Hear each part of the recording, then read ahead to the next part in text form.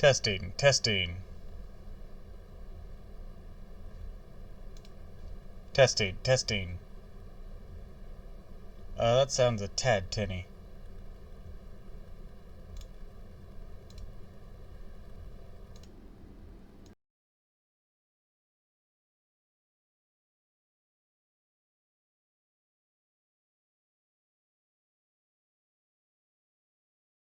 That's my boy. No, my boy! Father, help!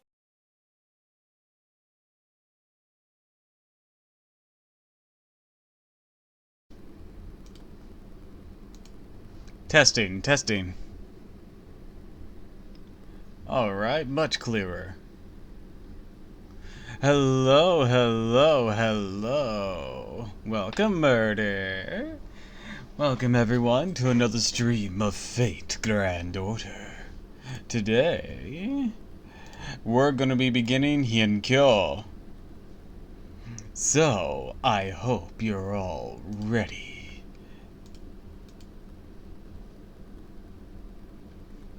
Because that also means we get to go hang out with Kintoki, Raiko, Sutendoji, Ibuki Doji, and I guess Soon is there. I guess he's there.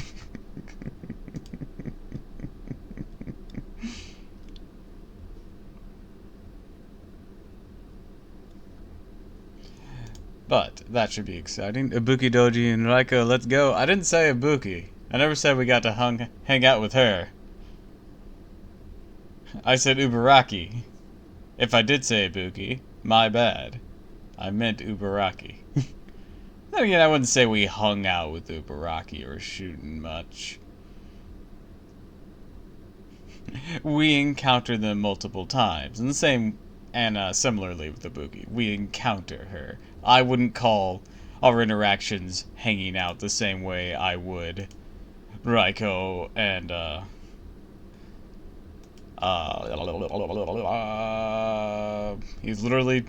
I literally just said his fucking name. Mr. Golden himself. Malfunctioning here. Kintoki. There we go.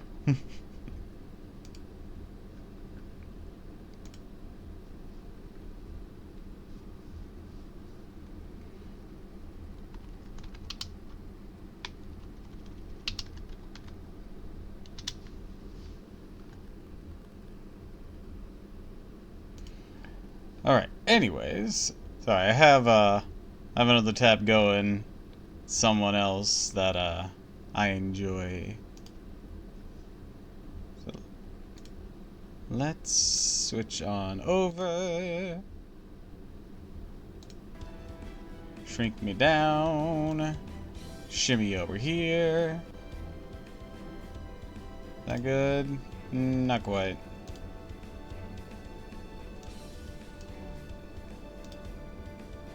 Alright, I think that's good for now. Awesome, and we can say it too. Let's go.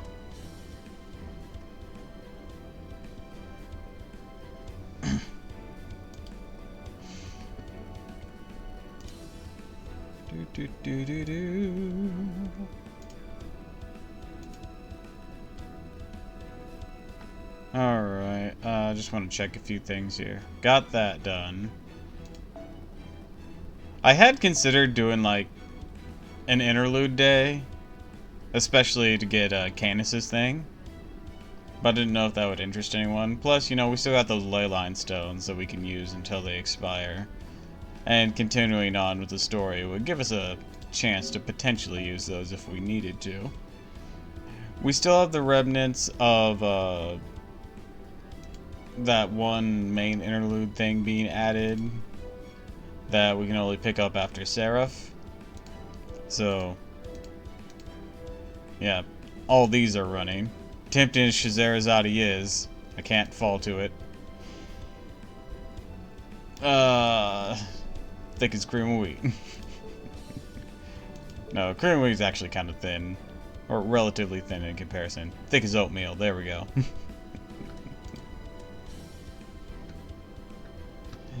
Anyways. Let's get into it.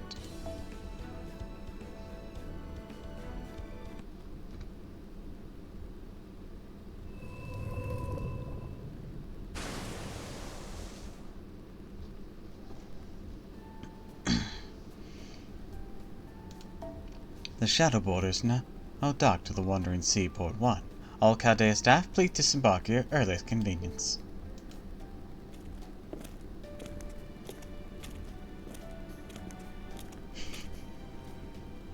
Minier looks so simple next to Gordolf and Holmes.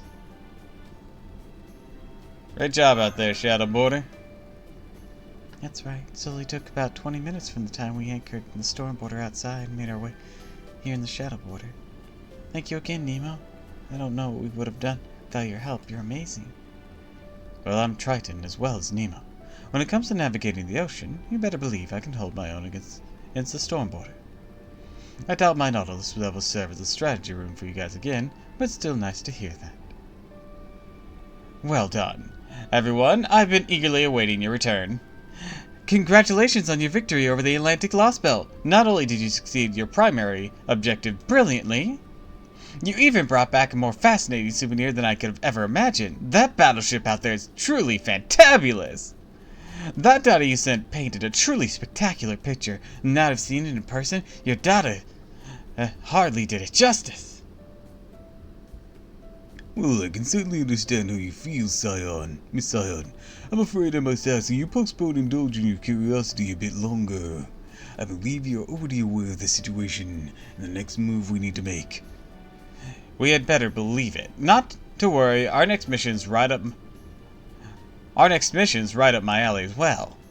I see, my apologies. I should know Alice's resident child prodigy with a forwarding of the matter well in hand. Mr. Masoon, Director Gordolf, Miss Kira Light, and Mr. M. May I suggest we take this opportunity to roll up our sleeves and return to our respective positions? Holmes, you should know his name. It's Minier. What the? How do you know my handle, Holmes? Don't tell me you're addicted to online games too, and I have a phone call!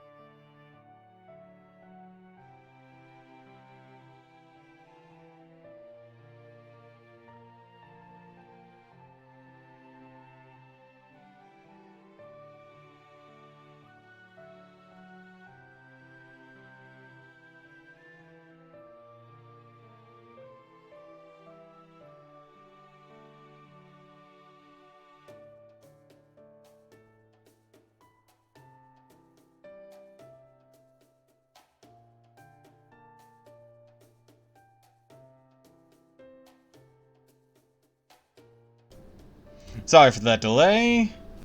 Hey, and Eno, welcome to the stream. Thanks for the hydrate and the stretch. Muted was on my side. It was me. I had a phone call.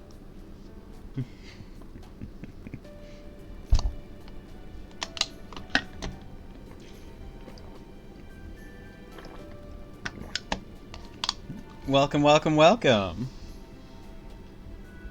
Someone called me asking what I wanted to eat because they got off work early.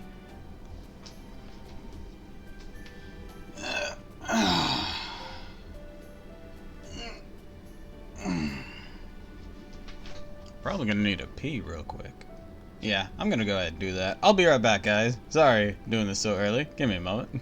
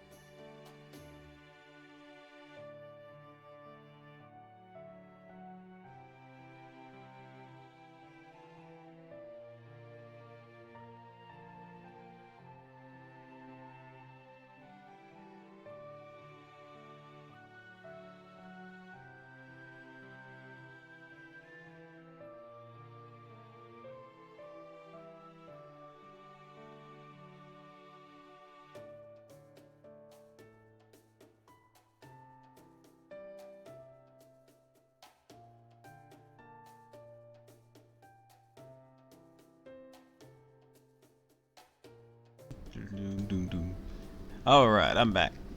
Let me just get all settled in. Sorry for the wait. But as soon as I stood up and stretched, I'm like, bladder's telling me I should probably pee. You know how it be, you know how it be. Anyways, welcome. Glad y'all could make it. I hope you enjoyed my meme earlier. It's great. Don't tell me you're addicted to online games too. Well, I won't deny I have my own vices. Online games are not among them. Indeed, I still have very little experience when it comes to video games. I think you'd like them, Holmes.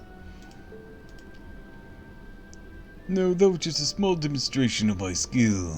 It's not every day we get approval to burn down France from a local superhero. What? I need context for that statement.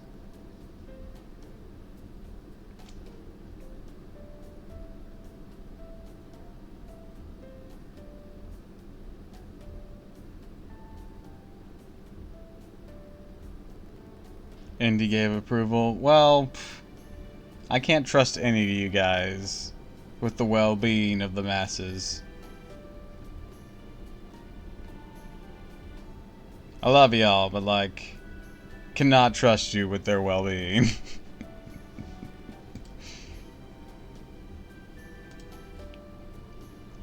While I may not have been at my best in Olympus, I'm still the world's foremost detective, you see. By virtue of my profession, revealing secrets comes as naturally to me as breathing does to you. Ooh, nice little wink animation. You really are the worst, aren't you? Nope, not buying it. I think it's more like a fetish than it is anything to do with your job. Now that's enough out of you, LGL. It's George to top like a sword. Potter's Holmes has proven that his detective skills are still sharp. And I feel I'm more encouraged to see it. Administrative advisor, just make sure you keep up your magnifying glass away from my own private affairs. You're pretty transparent with your private affair. It's a magical superhero. She's coded to be good. Do good in the name of love and justice. You're gonna trust a fae? I don't know. Seems sketchy. It's wonderful to see everyone so relaxed again. I think we all started feeling less tense on our way back from Olympus. Looks like I was right. Yeah, we're under a ton of stress for a long time. Really not supposed to chit-chat on the dock, you know. Besides, last I checked, Duke Caldan's supposed to be getting ready to tackle the next Lost Belt. For all we know, this could be the last time we get to come back to a base like this. Also, hold on, I forgot to send what I wanted. Because they're not going to remember, so I gotta like... Okay.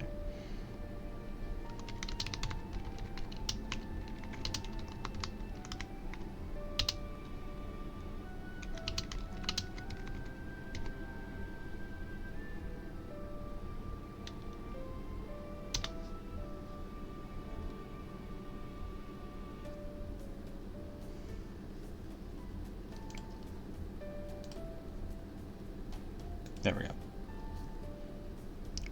For all we know, this could be the last time we get to come back to the base like this. So I encourage you all to head back to your rooms and rest up for what's to come.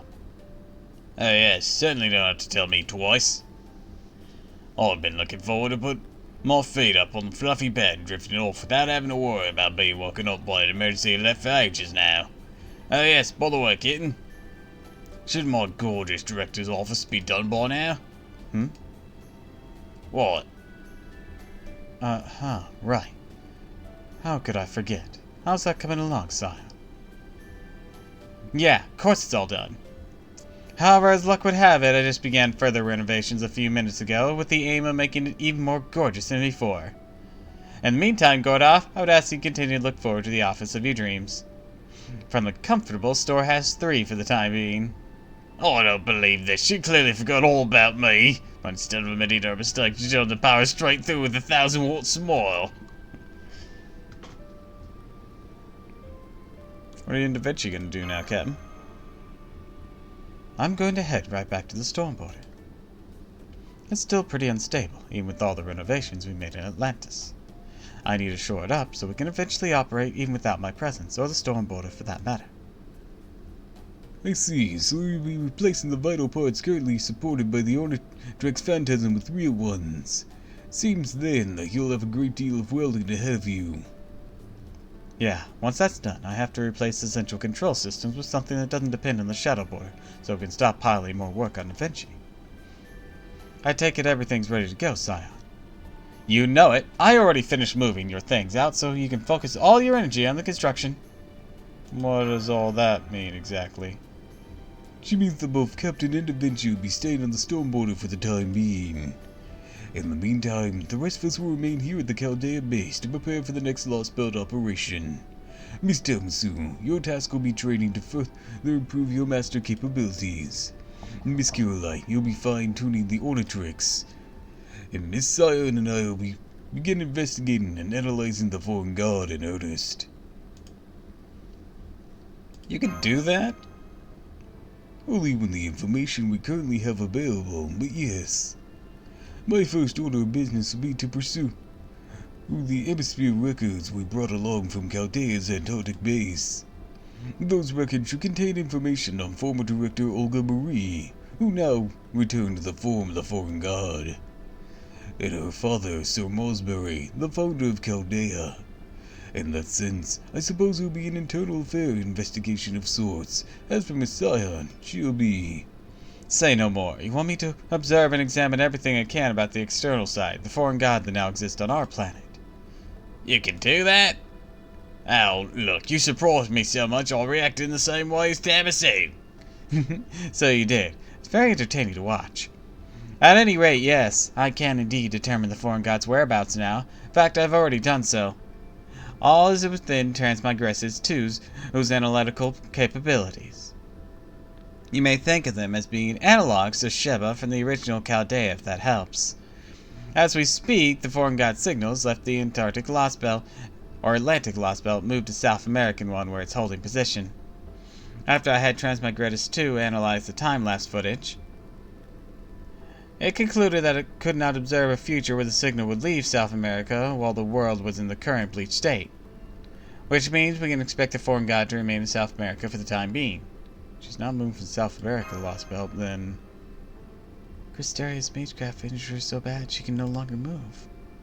That would be the most reasonable conclusion. I can think of no other reason for the foreign god to refrain from attacking us. Then this is a perfect chance to strike back. If we go after her now while she's still injured, then... Sorry, Gordy, I don't think that's a good idea. Oh, hey guys, hope you don't mind me jumping in remotely. That's right, it's me, Da Vinci. I'm currently examining the storm border along with the Nemo Marines. What? Hey, cut that out, Marine D. Those are my skates, damn it. I swear, why you guys always messing with me?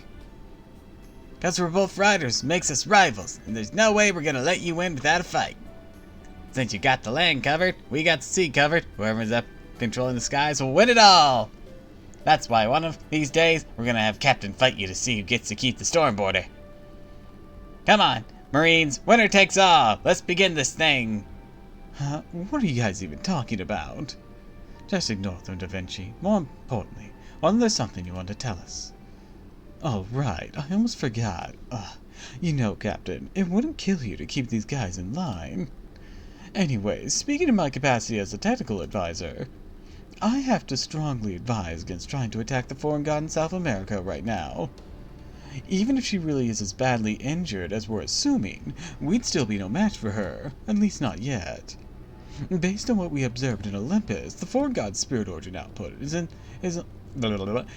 on the order of a third-class planet. In other words, she's the strongest being we've seen since Beast 1 Gotia and his second-class planet-level power. We just don't have anything powerful enough to destroy something like that, even if the storm border were in perfect condition. So if we try going to South America now, never mind beating her, just surviving would be a miracle if anything. We should be grateful that things are at a stalemate right now. Strongest being we've seen since Gotia. True, when we fought Gotia, We were only able to defeat him thanks to a number of extraordinary circumstances, and then the anime master threw hands. But what about the Black Barrel? Couldn't that do something against the foreign god, no matter the scale of her lifespan? Much as I'd love to say that my darling Black Barrel's up to the task, I'm afraid I cannot. To begin with, it is possible the foreign god simply does not fit the perception of common sense. You see, Black Barrel can only measure the longevity of something understood by creatures of Earth. We simply have no guarantee the same rules apply to the foreign god. That said, I suppose it's at least possible, given that we're able to communicate with them. But even then, I doubt that the Black Barrel's accomplishment measure would be able to get a full read on the foreign god's lifespan. Oh, and why is that? Isn't that Black Barrel designed precisely to turn these sort of differences in capabilities on their head? Well, think about it. The foreign god whipped up a gravitational field like nothing, remember? We're talking about a being capable of creating black holes. My engineering simply cannot comprehend. Or compare. Y'all know about black holes, right? Basically, pitfalls of pure darkness suck up anything in the vicinity. I say pitfall, but in the metaphorical sense. There's no falling involved. They exert a gravitational force on anything within range. The reason they're called black holes is because not even light can escape their pull, which makes them as dark as physically possible. The speed of light is 300,000 kilometers per second. With our current understanding of laws of physics, we're unable to exceed it. So there is just no way for anything I could engineer to keep up with an opponent who could toss out black holes with hardly any effort. Really, granted the gravitational field was quite a force to be reckoned with. Hi, Ghastly! Thanks for stopping by. I know you're streaming, darling. So I appreciate you at least popping in for a moment. Mind your business. Oh, but you are my business. Hi, Weldon. Welcome to the stream.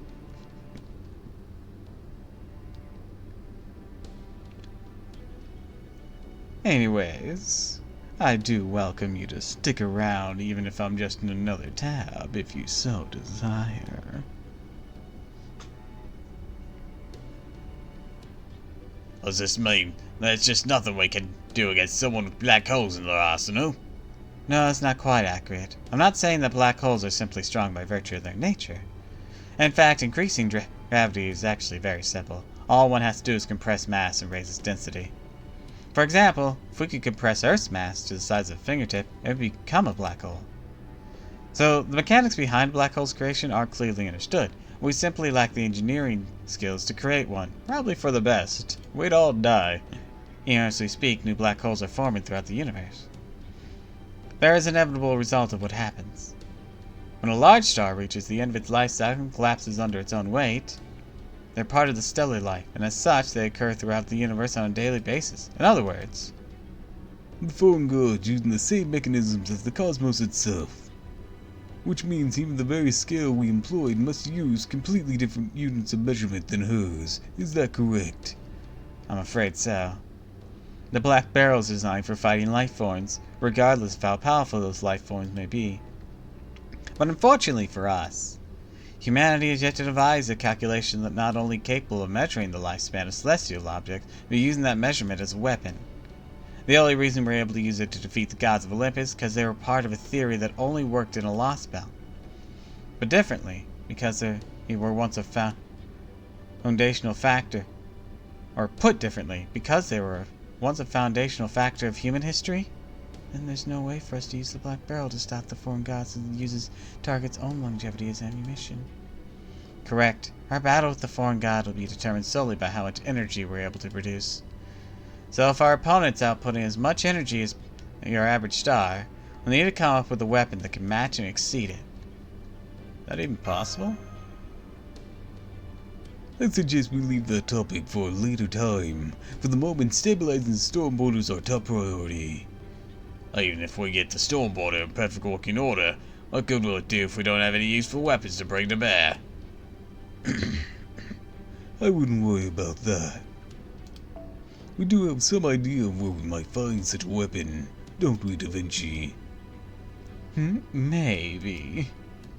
I mean, yeah, if you're only talking about where to look, that part's in the bag. But actually getting our hands on it, that's a whole other story. That's quite alright, Da Vinci. We have plenty of time to figure that out.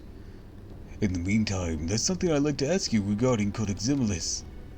Is it true he gave you something before you put him in the recovery pod?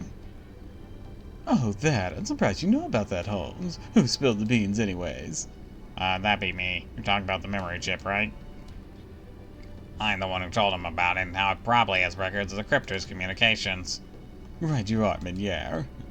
That chip contains all sorts of communication logs between Crystera and the other Cryptors. I'm pretty sure Koda copied them himself.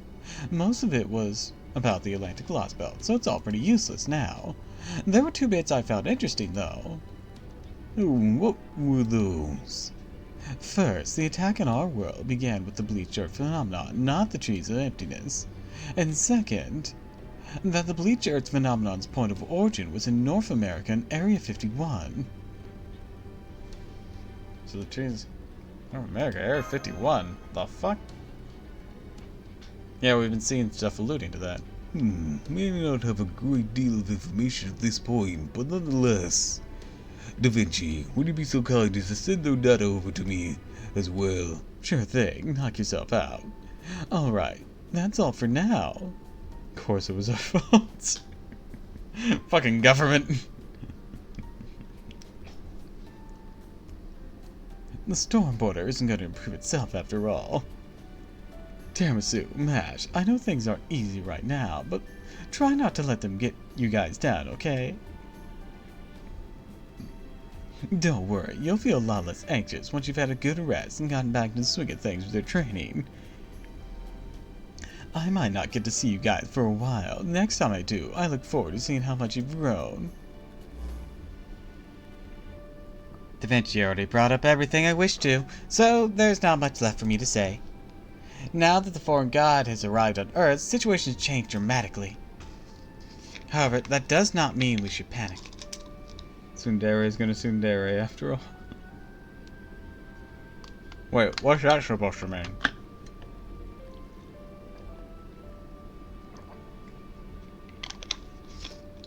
Oh, do you mean ghastly? Yeah.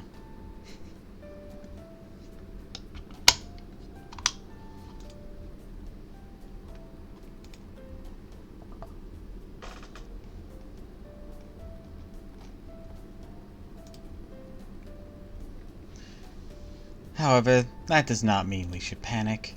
For the moment, the best thing we can do is keep our heads down and focus exclusively on what we are able to affect. For myself and Holmes and the analysis team, that means studying the enemy and coming up with a plan. For the field team, namely Tiramisu, Mash, and the border crew, that means equal parts training and recuperation. No need to worry. According to Transmigrators 2, prognosticism,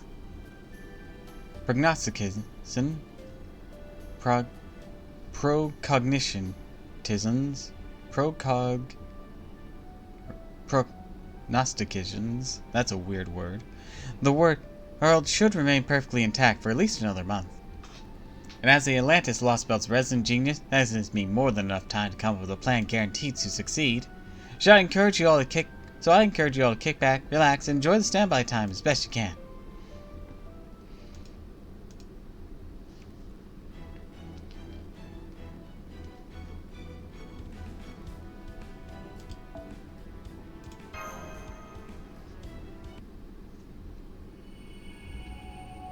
Act 1, 5th year of Kanko, Hien Kyo.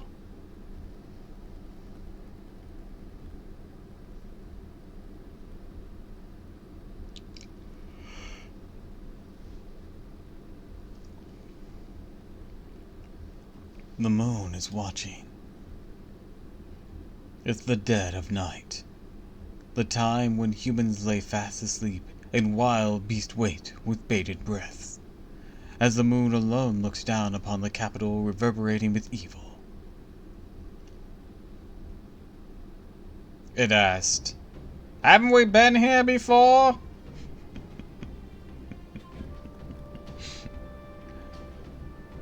This is Henkyo, the land of marvels. Like the British Isle, mystic creatures still roam the lands, and peerless heroes hunt them down. It is in this nightmarish realm that myth still draws breath. For example,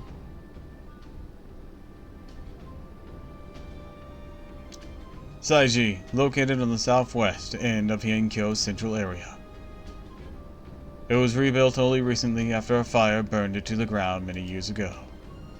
And it's said the Minister of the Left may have read a poem in honor during its reopening ceremony.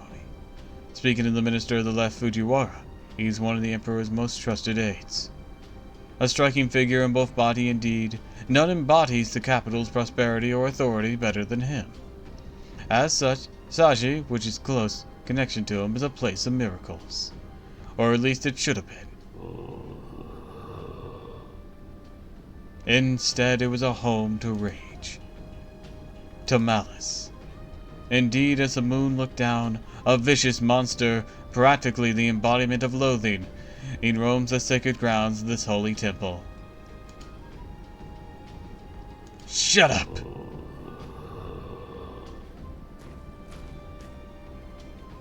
Just shut up already! Some great evil spirit threatening the Imperial Palace and all Hienkyo you turn out to be. You're just another boring old evil spirit who's turned tail and run at the sight of the 4 Heavenly King statues at Toji. Cheeky little punk! Stuff it!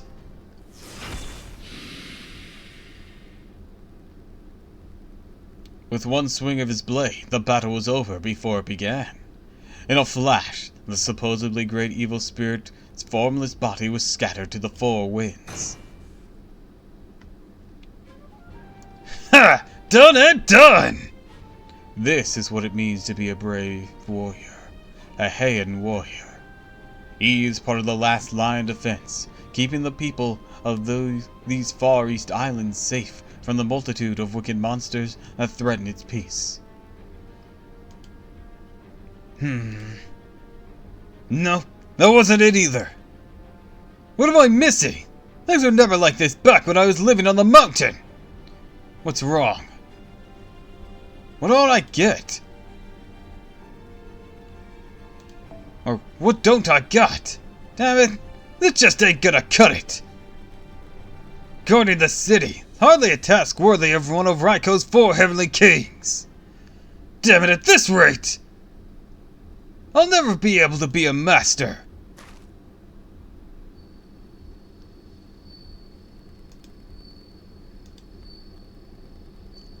A master, huh? There's something about that just doesn't sit right with me either. How'd you ever make your peace with it, Brother Suna?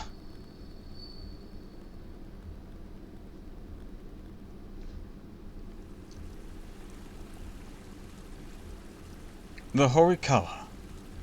Main Street, Ichijo, Mondori, Bashi Bridge.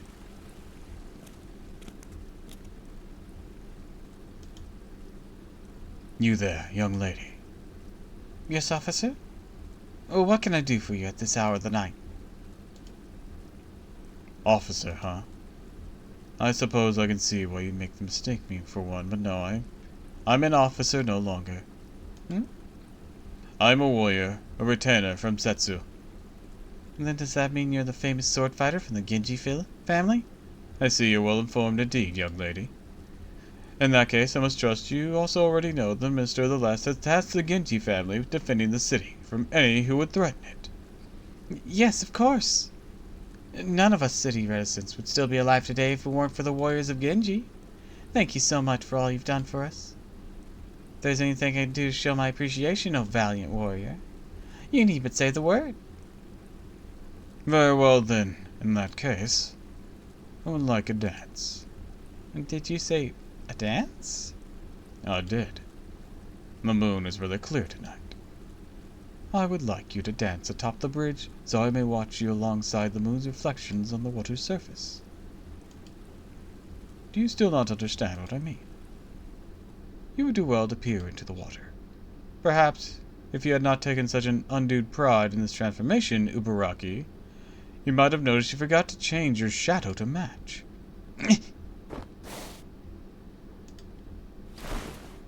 You How dare you! How dare you! You tricked me! You knew who I was, and you tricked me into embarrassing myself! This means you had me figured from the start, then. I'll kill you! You're dead, you hear me? Dead! I hate you so much. That's it. Tonight's the night I finally bite your head off, gouge out your eyes, skin you alive, and leave your mutilated corpse hanging for everyone on Suzaka Avenue to see. You hear me, Suna? Hey, look at me when I'm threatening you. You're supposed to tremble at my fangs, shudder at my claws, and beg for mercy at my feet. How dare you look at me and see someone else, Suna? Look at me! Look at me, damn it! Why, you?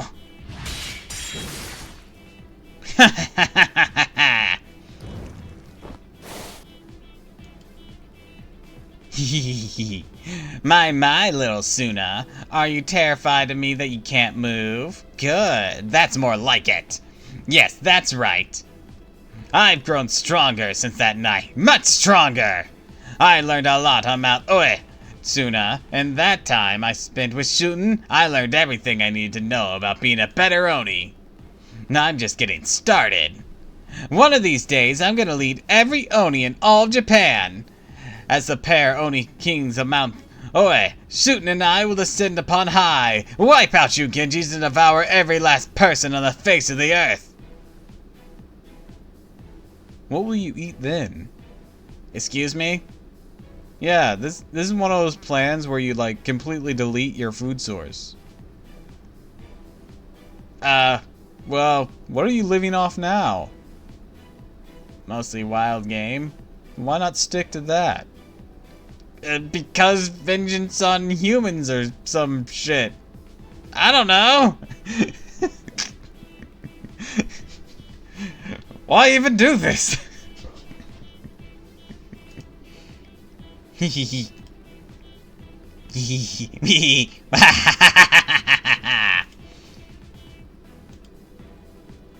Is that all you have to say, Ubaraki? Then it seems you still have yet to catch on. You're clearly a long way away from rivaling Sutin as a leader of the Oni world. What's that supposed to mean? Neither your flames nor your claws came close to injuring me. For that matter, in case you hadn't noticed, I haven't even opened my eyes for a while now. You... Yeah! How dare you make a mockery of me, you human! Curse you, Suna! Ubaraki.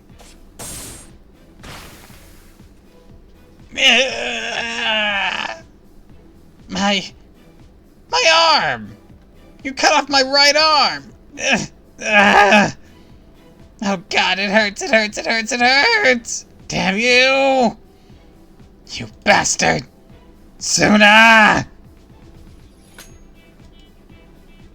Huh? What do you think you're doing now?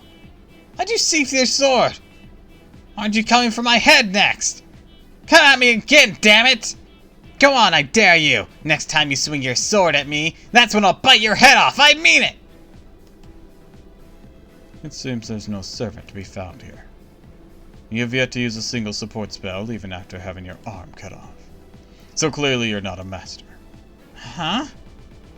Masters? Servants? What are you talking about? You have no caster aiding you. You're just a lone Oni, nothing more. As such, I have no further quarrel with you. Good day. I don't know what you're talking about, Suna. But you said, just a lone Oni? Nothing more? I can't believe you try to trick me with that kind of nonsense. I hate you even more now. A smokescreen made a fire. And then she hid. If nothing else, Ubaraki, you do get better at turning tail each time we meet. Next time I'm gonna take my arm back. Then I'm gonna kill you. Be our last meeting. I don't want your arm. You can have it back. Go reattach it with whatever Oni yokai powers you have. I don't want it. What the fuck am I gonna do with an arm? I severed it because I was checking if you were a master. You have my word on that, Suna, my hated rival. Don't you dare forget it. That's a bold assumption in thinking that I think of you as a rival.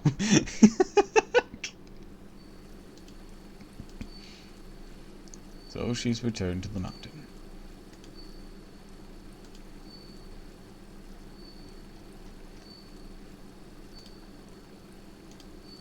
Kester. Yes, Master? Her magical energy is far beyond that of an ordinary human. Also didn't belong to a servant.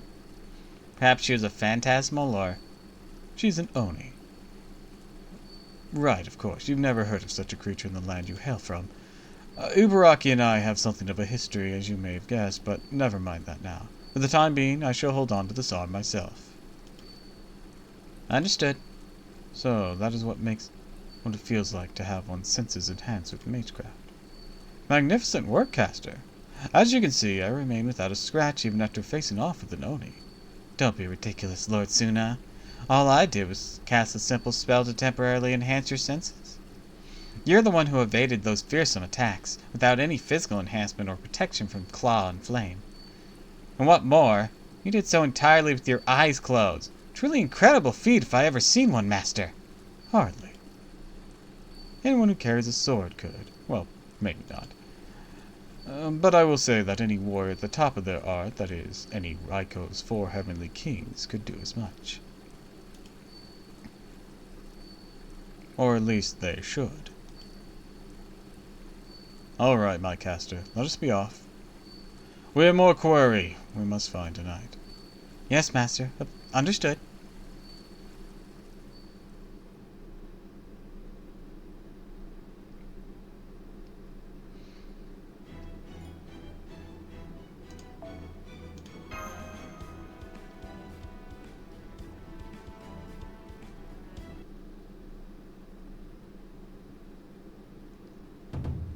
Singularity? We got a singularity on our hands! But as I mentioned many times, I'm very much a layman when it comes to singularities, plus I really don't want to get involved with them if all possible. So I'll usually be sitting back and enjoying an elegant cup of tea back in my gorgeous director's office, currently still under construction. The circumstances apparently being what they are, I decided to at least put in a brief appearance here. In regards to singularity itself, I'll let my technical administrative advisors handle the briefing. Alright, technical advisor, have at it. I'll be watching over the proceedings from a safe, supervisory distance. Thanks, Gordy. I'll take it from here. Aw, is that your way of welcoming me, foe? Thanks. Alright, tiramisu and mash. Ready to get this briefing started? Ready. I take it we need a race shift somewhere again? Now, don't be hasty. So, this is the latest singularity, was first observed about 30 minutes ago. Of course, with Earth currently bleached clean of human history, the only kinds of singularities that could occur now are minute ones. Or so we thought. Do you remember what Scion told us about minute singularities? Basically, the worst that can happen with an unrepaired minute singularity is to cause a few minor problems when Earth is restored to normal. But not the case here. This is the real deal. A genuine, full-blown, capital S singularity. A real singularity? You mean like the original 7 singularities? Precisely. Which means this singularity represents a grave threat to humanity, even with Earth in its current and bleached state. The fact that this singularity has appeared as a blot in the black stagnation even on this empty Earth suggests that its influence is far-reaching indeed. That is the unfortunate conclusion Transmigressus 2 has reached. Black stagnation? Yeah, black stagnation. How can I put this? It's basically like a giant sunspot. That's the kind of stagnation we're talking about. Didn't the Genius Atlas Institute say we had at least a month? An excellent point, which is why I think we should hear out what she has to say for herself. Go ahead, Scion. I'm so sorry. Please just forget how I said about the world remaining intact for a month. The thing about singularities is, the only people who can predict them are the ones who cause them. And that is why Gotia ended up being undone by them. They are like insects eating holes in your map before you're even aware of their existence. Anyways, there you have it. I'll let the Singularity professionals take it from here. Good luck fixing this one and restoring humanity. Makes sense now, Tiramisu. So, your mission this time is to investigate and eliminate this dark spot on human history. The Singularity is located in Japan during the Heian period in the 5th year of Kanko, or 1800 by the Georgian calendar, the early 11th century. More specifically, it's located in the city we now call Kyoto, though at the time it was commonly referred to as Kyo, or Miyako, or Miyako. I was messing up that for a while, meaning the capital. Careful! Perhaps it'll be easiest to simply refer to it as Heian-kyo, as in Heian period Kyoto. Yen, that's the period of Raiko Kentoki, Shundoji, Baraki, Murasaki Shikibu, and Sogana all come from. Now that's golden! Did somebody say Heian-kyo? In the 5th year of Kanko, no less! Now you're really golden! Speaking my language. The time's right, around when us Genji warriors went on our prime.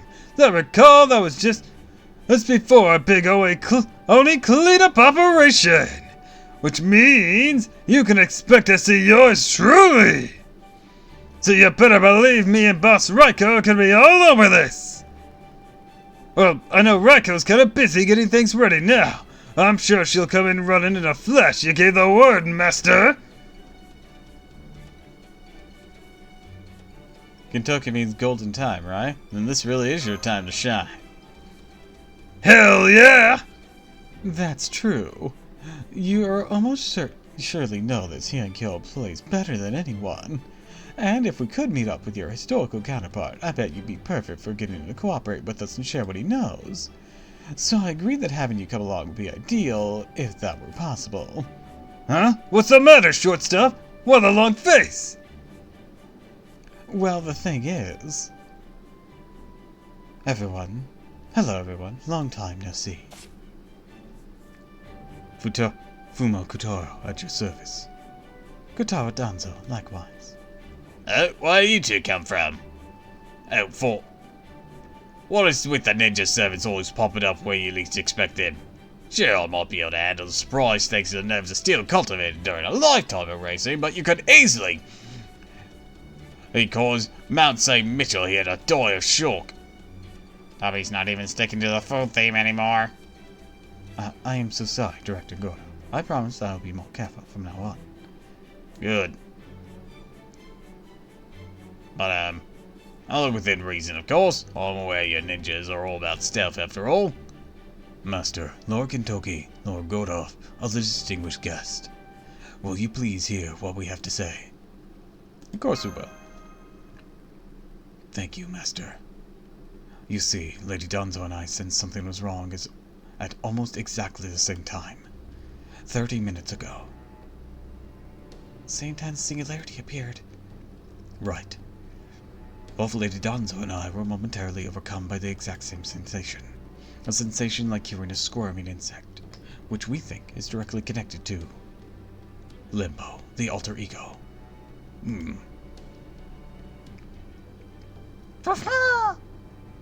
Limbo, huh? I've heard stories about him too, Master. And it sure as hell sounds like he's the most golden, ungolden bastard ever! He basically shows up out of nowhere, tries to pull some serious ungolden shit on you guys all the time, right? What I've heard, it sounds like he's a dead ringer for Asha and Doman. Course I can't say for sure if he's the same Asha or Doman I knew.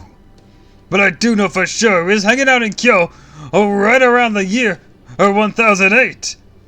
That said, I got the feeling he didn't start competing with Abe no Seme, or going down a serious deranged path until a little later on.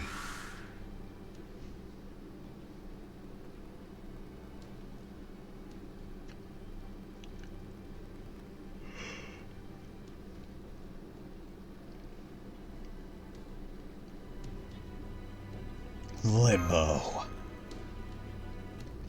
Limbo is truly a wicked creature. And yet, I get a strong sense that he and I are intertwined by threads of fate. I feel the same. What more, when I heard you all mention him kill, that feeling only grew stronger. I like Danzo. She has nice eyes. She does. Danzo's cute. So please, Master, please let us come with you on this journey, so that we may cut the threads of fate that bind us to him once and for all. Fight him? I can certainly understand how you must feel. I'm afraid we can't make the call on that alone. What do you say, Technical Advisor? Sending contracted heroic spirits along on a race shift may work for pseudo-singularities in a minute one.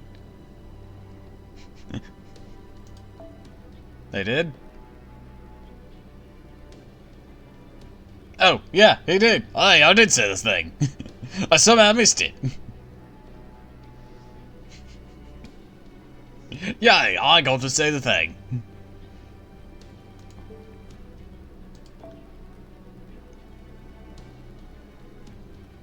Yeah, because I said the thing and you were repeating it. Yeah, Fuma as well. Yeah, I was thinking that. Just like, wait, Gordov, the way he's saying this, it's repeated. Kotaro must have said it. I'm gonna double check. So I also said the thing. Yeah, high five. No thanks. Oh. Okay, fine. Yay.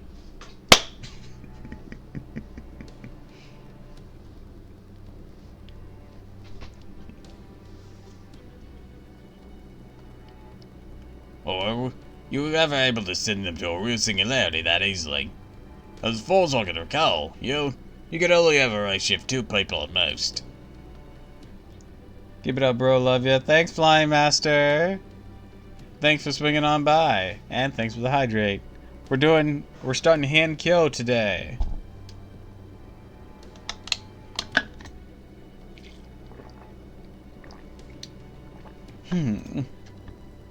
Well, of course, being able to race shift contracted heroic spirits from our time would be a huge advantage on any mission. But as our director so rightly pointed out, we're usually not able to have contracted heroic spirits tag along. Huh? While there have been servants with extremely rare skills that let them race shift in singularities on their own, for the most part, it just isn't possible. Since most heroic spirits can't race shift on their own, their only choice is sync up with Master. As for how we determine whether even that's a possibility, it all comes down to the singularity's essence. By which I mean how harshly it treats elements that don't originally exist in that history. To put it another way, how many gaps it has through which foreign elements might slip in. For example, if a singularity were to occur at a crucial point in human history, there would be almost no room to bend the rules regarding what sort of outside elements were allowed. But omitted singularities restrictions aren't nearly so, well, strict. Which means there's a room to fudge things, presumably allowing us to race shift contracted heroic spirits alongside Master. The same most holds true for pseudo-singularities, too. We've seen some cases where select heroic spirits were able to race shift along thanks to their bonds, temperament, traits, and other unique characteristics. In Salem, we were able to send in Robin Hood, Sanson, and Matahari. Alright, so what's that deal with this one? Can we go along or not? I'm afraid that would be really challenging for this singularity. Well, I say challenging, but it's really more like impossible. As far as I can tell from the number I got from the Paper Moon, there's no servants who could accompany Terrasu on... This is the Stormwater Command Room calling from our anchor point. Do you read me, Da Vinci? I've been following along remotely, so don't worry about catching me up. Zion actually touching the Paper Moon right now and says she has some new information about your current topic. Go ahead, Zion. She's here flapping her gums like a guppy. Like a guppy. I admit that's a very cute expression, but you're aware I do not have gills, right? Alright, the report. I was expecting the Paper Moon. And heard your discussion of heroic spirits and the possibility of race shifts. So out of sheer curiosity, I decided to run some new numbers. The results were interesting. Interesting, you say? Yes, very interesting. It is not a result I would ever expected to get on a first try. It's almost as though someone's extending an invitation for the relevant parties to come along. Look that says, what is she talking about? Huh? Look that says, How the hell should I know? special translation, is it bacon time yet? It's wonderful to see you guys acting in solidarity. It makes you all seem more dependable than ever. But now it's not the time for heartwarming scenes. No, definitely not. So I'll jump straight to the point. The good news is, I happen to observe 2 spirit origins that should have no trouble whatsoever race-shifting with Taramasuda's singularity. The assassin Kotaro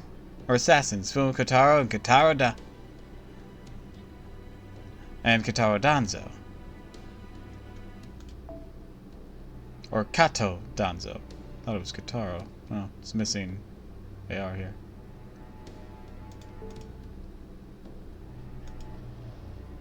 Bad news is, those are the only 2. The rest of the Heian servants, including Kentucky, are a no-go. As are servants from other regions of time period. Gotcha. Lord Kentucky. Now don't worry about it. It is what it is, right? The only thing that matters is that you 2 keep Boss safe. Between you 2 and Matt, she'll have a golden shield and spears at her command. Make sure you do the rest of us proud out there. Alright? I'm counting on you. Evil Wind and Black Kite. Understood. Right. As for the rest of us, well, you better believe we'll show up to help fight battles and stuff. I also got some golden advice I'll impart before you head out. If you're headed for the 5th year Kanko, or Henkyo, then yours truly. Well, actually, a few of us our living selves are sure to be there somewhere. So make damn sure you find us, no matter what. If you could just track us down and explain the whole singularity deal to our living selves. Well, I can at least promise that Raiko and me are sure to believe you. Protecting the human world's the Genji's clan's sworn duty after all. And Raiko in particular will do anything to keep people safe, even if that means you gotta swallow what's gonna sound like a whole bunch of nonsense. Alright, that's all I got. Sorry I couldn't be more help. Good luck, boss. I'll be golden rooting for you. I'll do my golden best. Now that's what I'm talking about. Golden! I see you're ready to go, Fo. I'm not letting that little furball tag along on yet another mission. It's staying right here this time. Think about it. What if it gets lost and left behind in this latest race shift destination? Could end up singularity ruining Japan's natural ecosystems. What? What is the furball? You have something to say to me? Mr. Advisor, Technical Advisor, I'll take care of this brute with no sense of self-preservation. In the meantime, go ahead and brief the field team on the specifics of the operation. Rah!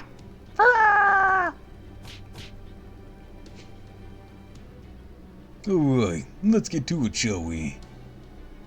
I just realized this one's gonna have just a lot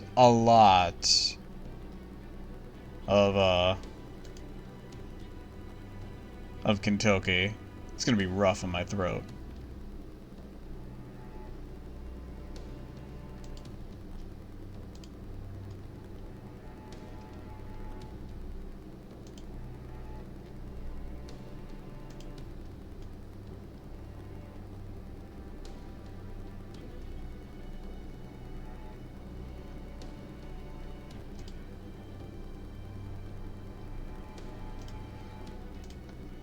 Domasu, Muskura Light, Fumukadoro, Kato Danzo. Your mission is to investigate and repair the singularity in Henkyo in the year 1008. That is the long and short of it. It'll basically be business as usual. Find the Holy Grail caught in the singularity and bring it back home. And like Kentucky said earlier, he and Raiko's living selves should be there. So do everything you can to make contact with them, as they're sure to be a huge help. Oh, and one more thing. In regards to this particular Holy Grail's whereabouts, we actually have something of a hint this time. Limbo. Based on what we know about him, there's every possibility that he managed to procure a Holy Grail and spawn the singularity using methods we could never predict. Limbo, the alter ego. Every now and then, you come across people who give up everything if it means causing as much destruction as possible. These kinds of people leech the life from everything around them. They refuse to see the worth in anything themselves included and stick solely to hurting and killing. So be careful, cause I suspect that's the kind of threat Limbo might be too. And we can't afford to let him slow us down when we still got a whole bleached earth to restore. Don't worry, we won't let guard down for a moment. That's what I like to hear. Time to settle the score with Limbo once and for all. Excellent. In the meantime, we'll continue to work on the stabilizing the stormwater with real-world materials. I'm afraid we're still woefully unprepared to send you on your way. In fact, you're almost certainly walking into a trap. But all the same, this is not a problem we can run from. For the time being, it seems unlikely the foreign guard will move from South America, and Limbo appears to be the only external force behind this latest singularity. Which means that right now he is operating independently. And so, trap or not, we cannot afford to miss this chance when we know he will be without reinforcements. Ideally, I would love to interrogate him to extract every iota of information he knows about the foreign guard, but I cannot imagine he would willingly comply with any demands we might make. At any rate, remember this, your primary mission for this ray shift is not only to repair the singularity, it is also to eliminate a key figure of the foreign guard's forces before the foreign guard herself intervenes. Understood. You can count on me, sir. Alright, all hands prepare for race shift. I want all the Northern County on standby, ready to help out as needed. Your destination's southwest district of Hankyo. Willie, initiate the race shift 15 minutes. That's all. Got it. Come on, Mash. Right, senpai?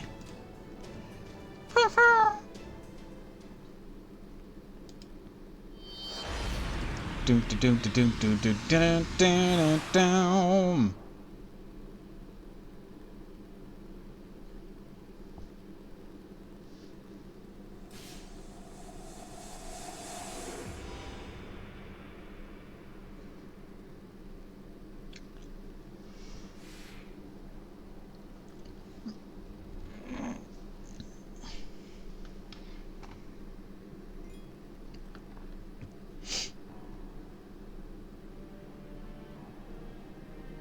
Look at this.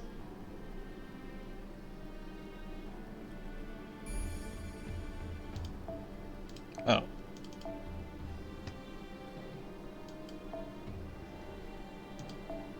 A Lancer. Alright.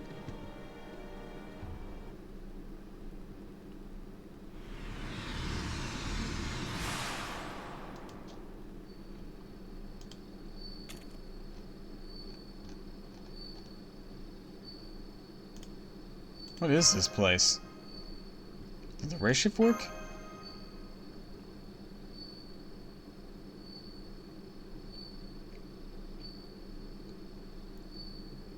Kotaro! Danzo! Yes, Master. It is I, Danzo. I have scanned our surroundings and can confirm that our race shift to the Yin period capital was successful. However, in regards to Lady Mash and Lord Kotaro, I cannot see them anywhere. That's a problem. Nor can I sense their magical energy signals. I also cannot find any signs of their presence, such as footprints in Lady Mash's case or shinobi ciphers in Lord Kotaro's. This is truly baffling. According to my pre-installed map data, I can confirm we are in an uninhabited area in Hankyo's southwest district. However, given Lady Mash and Lord Kotaro's absence, and the fact I am unable to contact Nova Chaldea, Because why would we? Why would we be able to contact them? I am forced to conclude that you and I are the only ones to have arrived at our destination successfully. This might be Limbo's doing. Yes, it may well be. Master, as a countermeasure against interference in the race shift, we were employing presence concealment. Naturally, both Lord Kotaro and I used the skills we were directed to during this race shift. But just before the race shift ended, I felt an odd disturbance in my magical energy, almost as though I had run into a bounded field. That must be what interfered with Mash and Kotaro's race shift. Yes, I believe so. As a matter of fact, I happened to sense Lord Kotaro's magical energy, though only for a moment. This is only speculation on my part, but I think Lord Kotaro may have acted as a decoy to draw the enemy's attention. It is true, I can only assume he wanted you to have at least one servant by your side, rather than none. I see, so he sent you on ahead to help me. I believe so, yes. As a painful reminder that there are areas where my skills are left wanting, Lord Kotaro, on the other hand, is a true shinobi. At any rate, let us take stock of our situation, Master. It seems clear that you and I were the only members of our party to successfully reach our destination. At present, Lady Match and Lord Kotaro's whereabouts remain unknown. The race shift interference could have sent them both back to Nodum Chaldea, or they could have each arrived in different locations somewhere in Hiankyo. Let's start by doing what we can. Keep an eye out for Mash and Kotaro.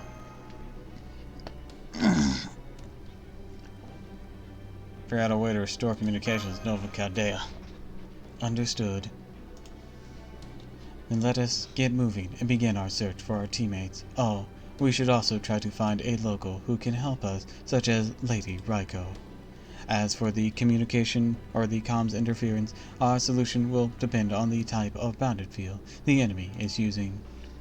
If I can just find the bounded field's edge, or perhaps a seam, I should be able to re-establish contact.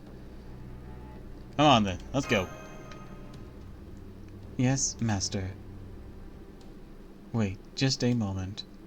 I am detecting something in those shadows. No, multiple somethings, and I expect they each contain a great deal of magical energy.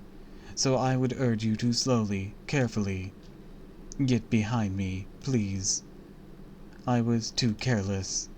How did I fail to notice these readings sooner? They must be assassins with presence concealment, or monsters that are exceptionally skilled at hiding.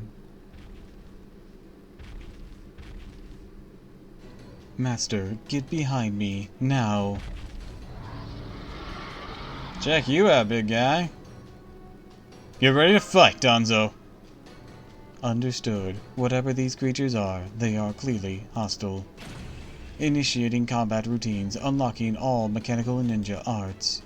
Since I cannot accurately discern their strength, I see no reason to hold back. I shall therefore employ every tool in my possession. Now, let us begin.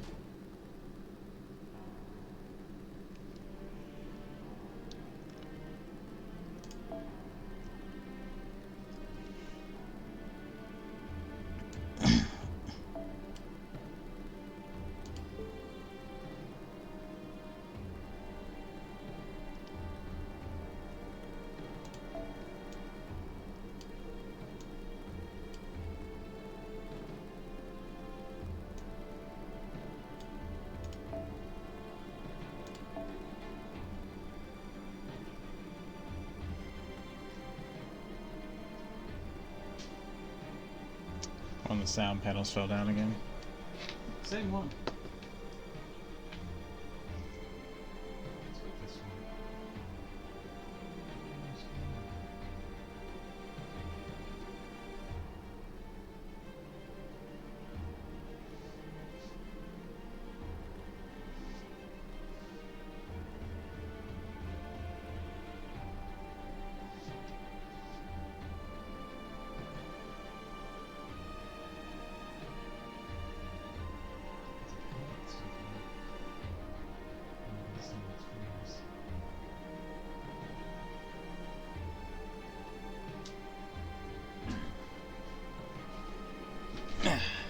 Sorry about that.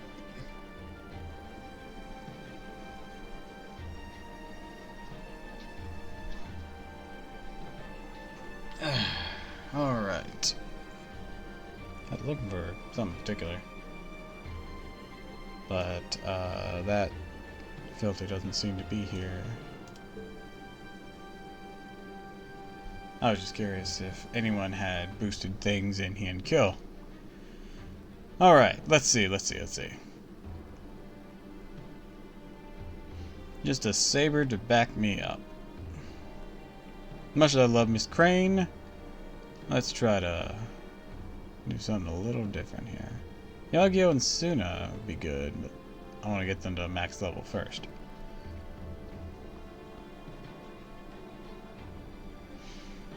Same with Tsuburaki. I know she's a berserker, so not really what we're looking for, but...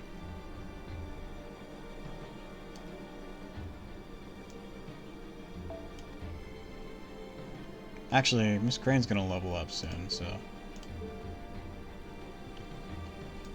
know what? Let's just keep her as is for the moment. And once she bonds up, we'll switch her out. Not really worried about getting her to bond 10 yet.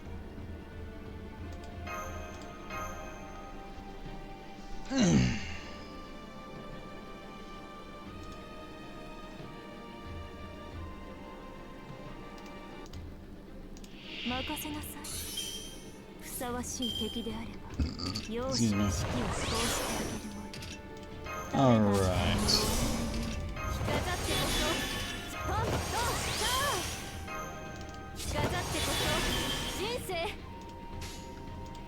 Be gone.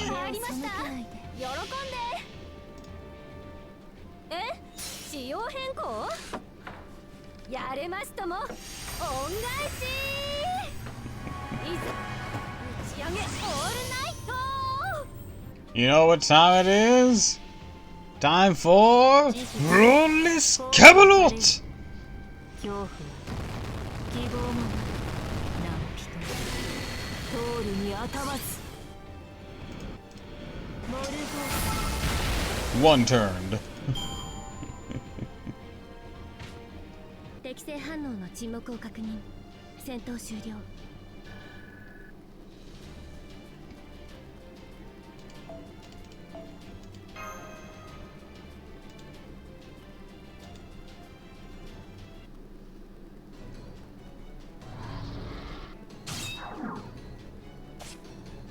You fell for my decoy. Fuma, missile.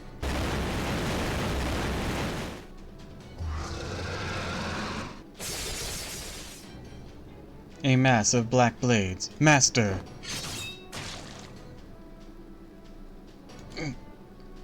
This is nothing. Alright, foul spider monster. Try this on for size. Evil wind, death storm.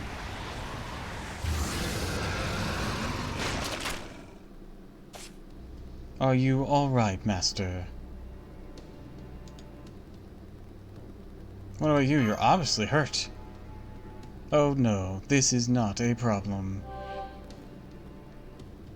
As you can see, my self-repair function remains intact. I will be fine.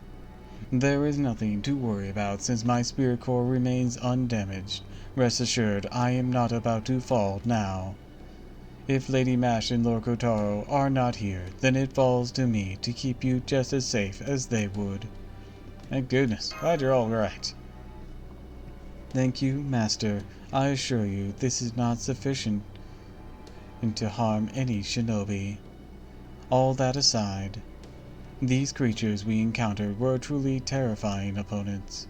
I do not have many records of these large spider creatures in my database, nor do I remember seeing them myself during the Age of War. It is as though they are demonic beasts straight from the Age of Gods. Or at least the closest thing they remind me of from the many opponents I have fought in the simulator. Can't believe these things are just a fact of life in period Japan. Agreed. Lady Da Vinci has told me that Japan was home to many ancient mystics. Even during the Age of War, I remember seeing Oni and monsters. But even so, I never would have expected such ferocious beasts to be wandering around a city only a few hundred years earlier. If this is any indication of the current state of affairs, this land may be far more nightmarish than we had dared imagine. Truth be told, I am still reeling from the shock. Yes, the local warriors must be pretty strong then. Indeed, I only hope we can win one over to our side soon. Such an ally would be a great boon. But on the chance they prove foe rather than friend, I will do whatever I must to protect Master, even if it should cost me my life. Danzo? Never mind, it is not important. No matter the opponent we face, my duty remains the same. I must keep Master safe, that is all that matters.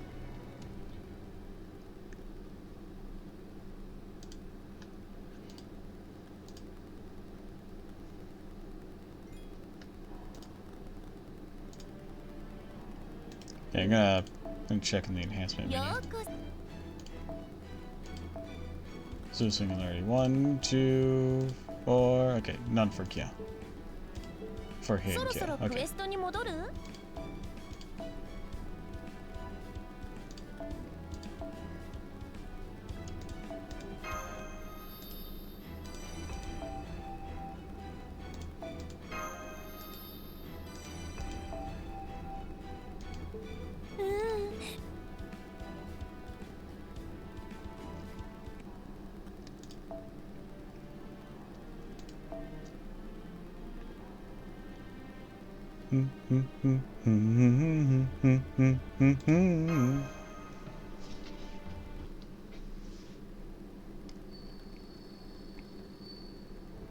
All right, Master. I've recorded all the information I can about the creature we faced earlier.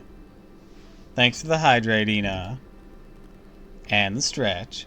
While they do use skills similar in nature to present concealment, it is more akin to camouflage than the true concealment employed by an assassin. So as long as I make use of my sensors, I should be able to boost my detection rate by a far greater degree than usual.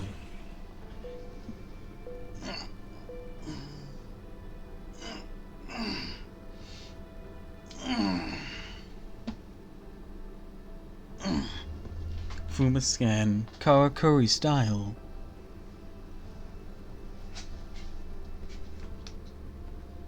Synchro summon. And Karakuri is Shogun Model 00, Buri. There, those creatures will no longer take us by surprise. I can tell I'm in good hands. Thank you, Master. At any rate, there you have it. If any more spiders should try to approach us, I will know about it. That said, Master, if we're somewhere in the old capital, and this place is truly as deserted as it seems. Peaches, peaches, peaches, peaches, peaches, peaches, peaches, peaches, peaches, peaches. Oh, yeah. Peaches, peaches, peaches, peaches, peaches, peaches, peaches, peaches, peaches, peaches. I love you. Oh. Hi, Metal. Welcome to the stream. Welcome, welcome, welcome. We're starting Hand Kill today. Then we should make haste to leave before any other deadly creatures show their face. Good point. Go find somewhere safe. What brings you here today? Then come this way. Master, forgive me for speaking to you from out of sight. I have detected a new creature not far ahead. But worry not. I shall deal with it. In the meantime, please go ahead, around the creature, and make your way towards the nearby road. I will give the creature the slip once you have made it there.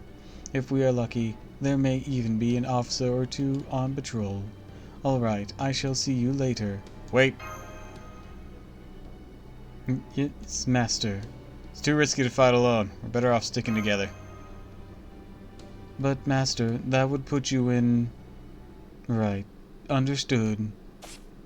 Forgive me, Master. I should have known better. It is just the kind of person you are, isn't it? Very well then, I will gladly fight by your side. I feel a twinge of shame using my more underhanded shinobi techniques in front of one so noble as you. But it is the price I must pay to fight by your side, then so be it. Here it comes. Get ready. Understood.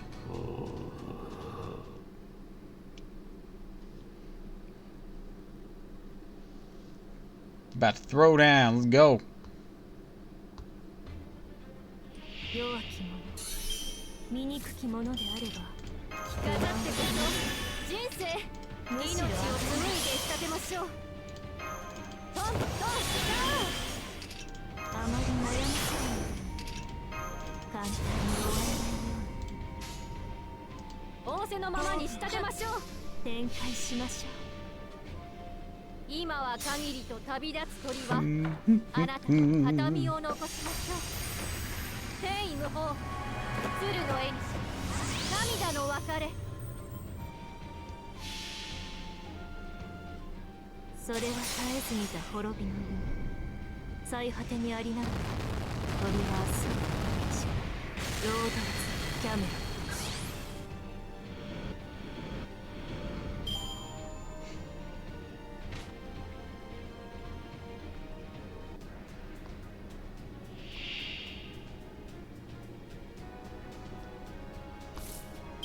Alright. Dark Priest. Let's see what you've got. Fate, battle, or murder melee? Or fatal battle, or murder melee? Depends on your announcer. Anyways, hi. Welcome back.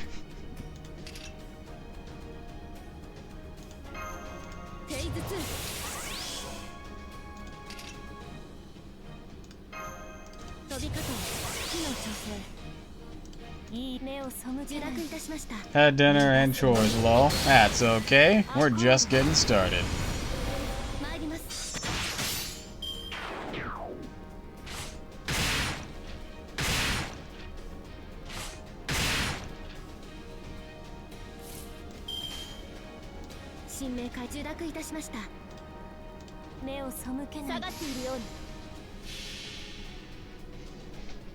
I mean, okay, I guess I've been going for an hour and a half. Didn't notice it had been that long already.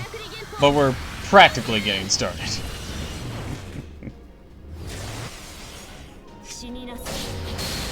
We are an hour and a half. We're nowhere near the beginning of the story. I mean, that is very true. That is very true.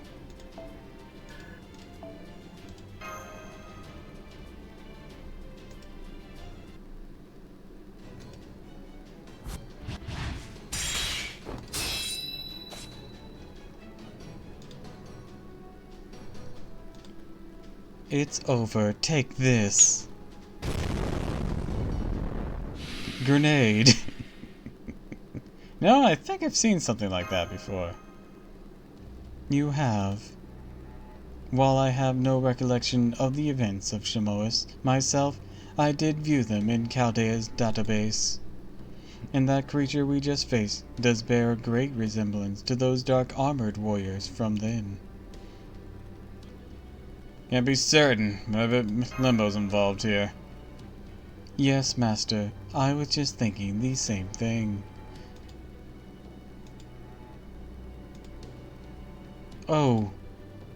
But never mind that now. For the moment, we need to get to the road as soon as possible. I have a bad feeling about this. Well, more exactly, my Ikkyo circuits are picking up a faint.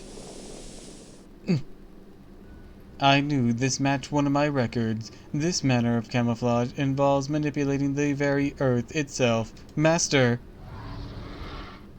Another giant spider?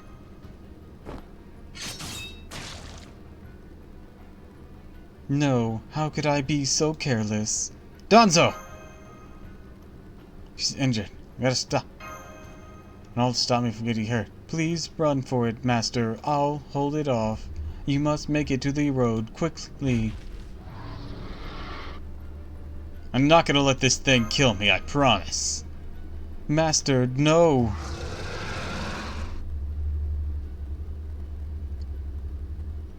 Here in the nightmarish realm of Hien Kyo, it would not be at all out of the ordinary for a hapless young woman defending her companion to be eaten alive by a vicious monster.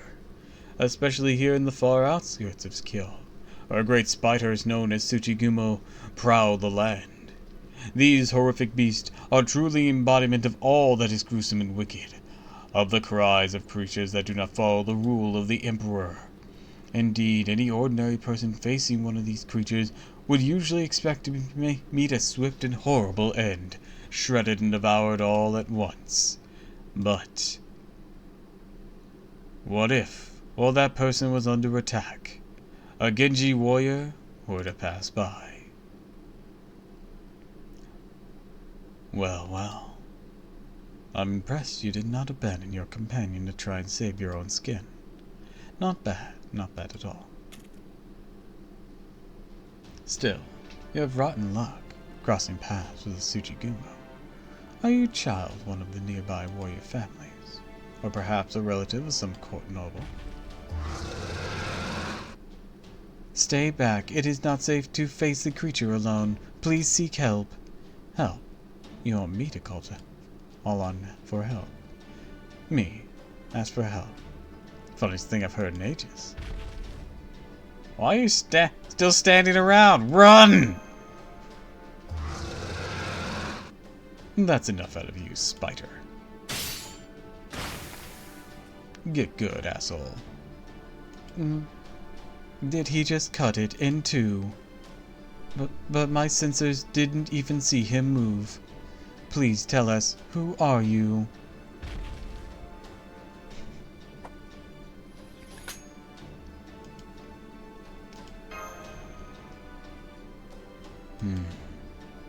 So as terrifying as Tsuchigumo must be for you, you still faced it rather than collapsing in fear. And above all, your eyes still shine with life. You dress in a manner unlike anyone else from this land. Your supplies look as if they're not of this world, and the two of you clearly share a strong bond. I think I can even sense an unusual type of magical energy from you both. Yes, there's no mistaking it. You are a servant and a master, are you not? Huh? Who are you? You wish to know my name very well. I can tell you that much. I am the head of Raiko's 4 Heavenly Kings, guardian of the capital. I am a warrior of Genji entrusted with our most prized sword, the Higikuri. Escorting Special Agent Watanabe no Suna.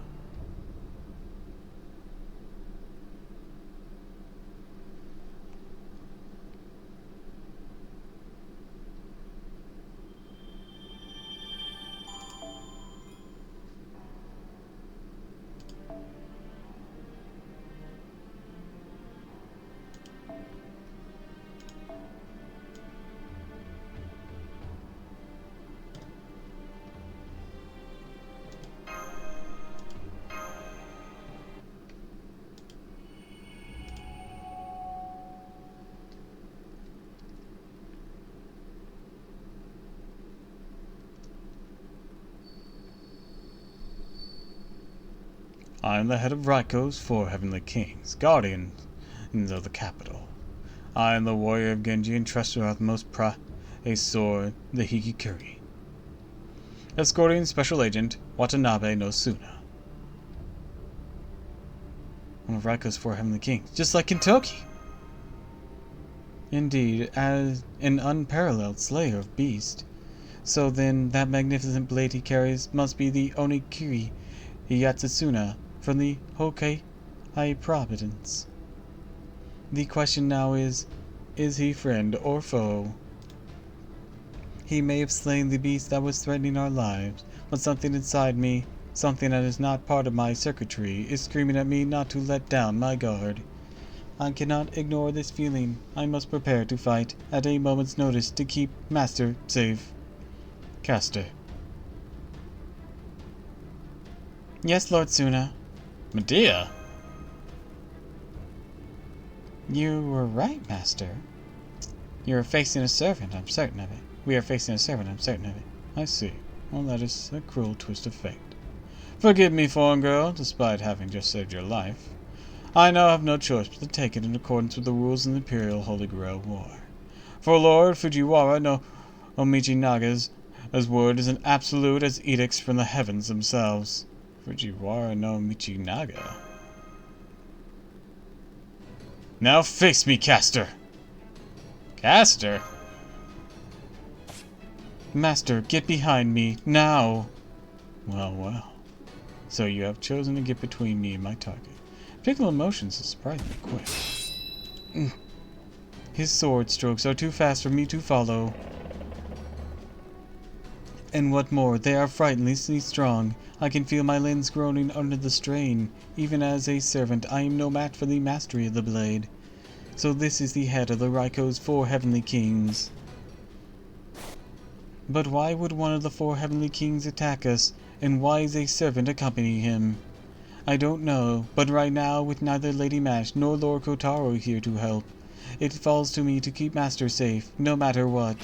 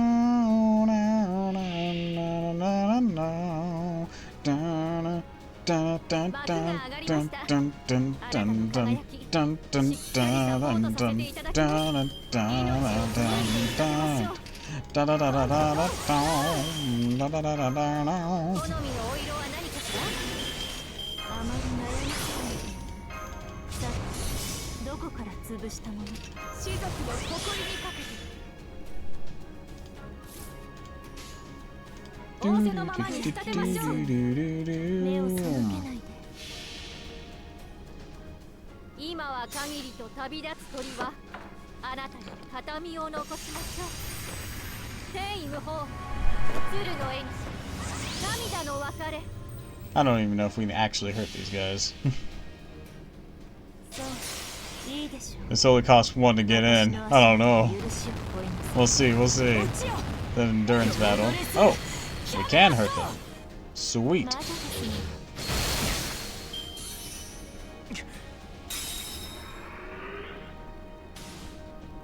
Oh, that was so close to getting Medea Lily's bar. Oh, okay. We're good. We just had to break his bar. Good, good, good.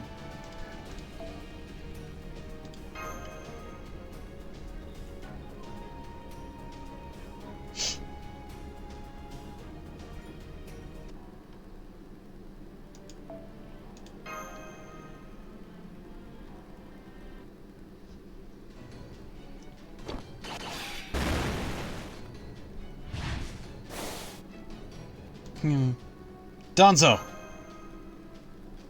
I am all right. Please be careful, Lord Suna. No telling what sort of tricks a servant might have up their sleeve. Thank you, Caster. That aside, I assumed you were a warrior from far-off land. I know nothing about you, and yet you are surprisingly weak. Or you're merely holding back, so not to kill or injure me. If that's the case, you must take me for a fool. He is so strong. Hold on, give me a moment.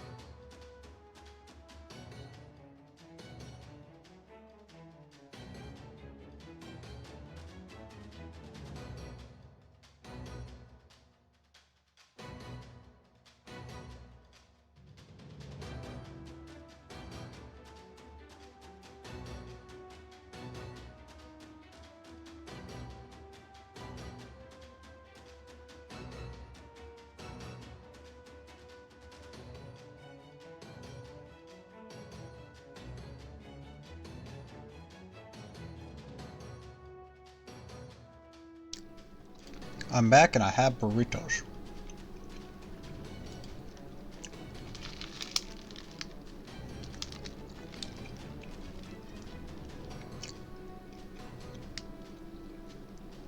Even as a servant, I cannot see a way to defeat him. Despite being flesh and blood, human with a servant at his own to command, he has still chosen to fight the battle almost entirely on his own. To be fair, Medea is a healer type.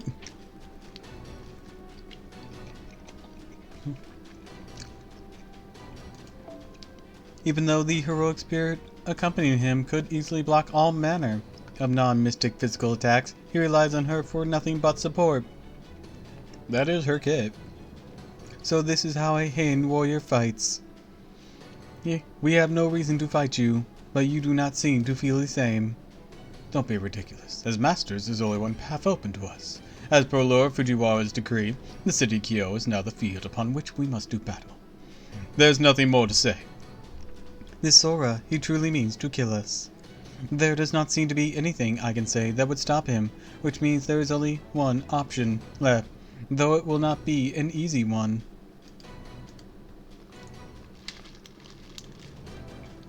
Here I come. If we hope to see another day, you'll just have to run for it. Forgive me. Master. Come on.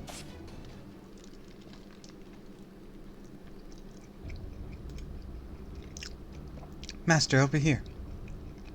Smoke may be poisonous. Hold on. I'm gonna cast a spell to neutralize it and let you breathe more easily. Don't bother. This is only an ordinary smoke screen, not a poisonous one. Hand holding? Lewd, I know, right? If she wasn't a robot, she could get pregnant.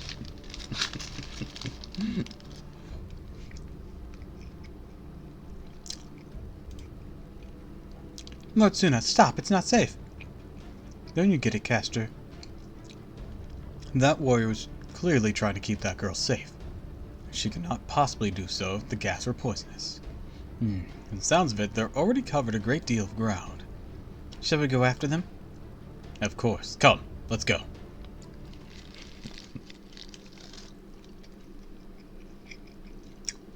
Suna, I already one-turned one of your bars. You don't really actually stand a chance against me.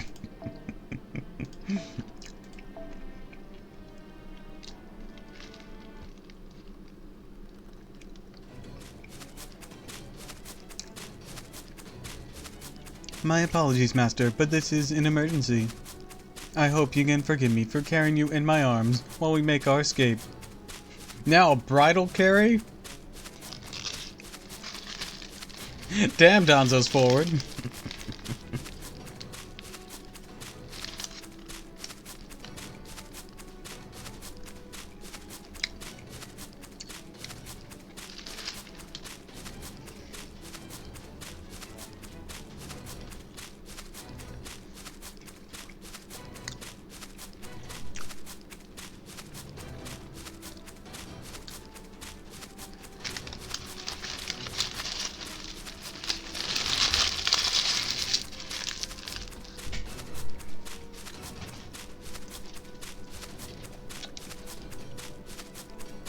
Give me a moment.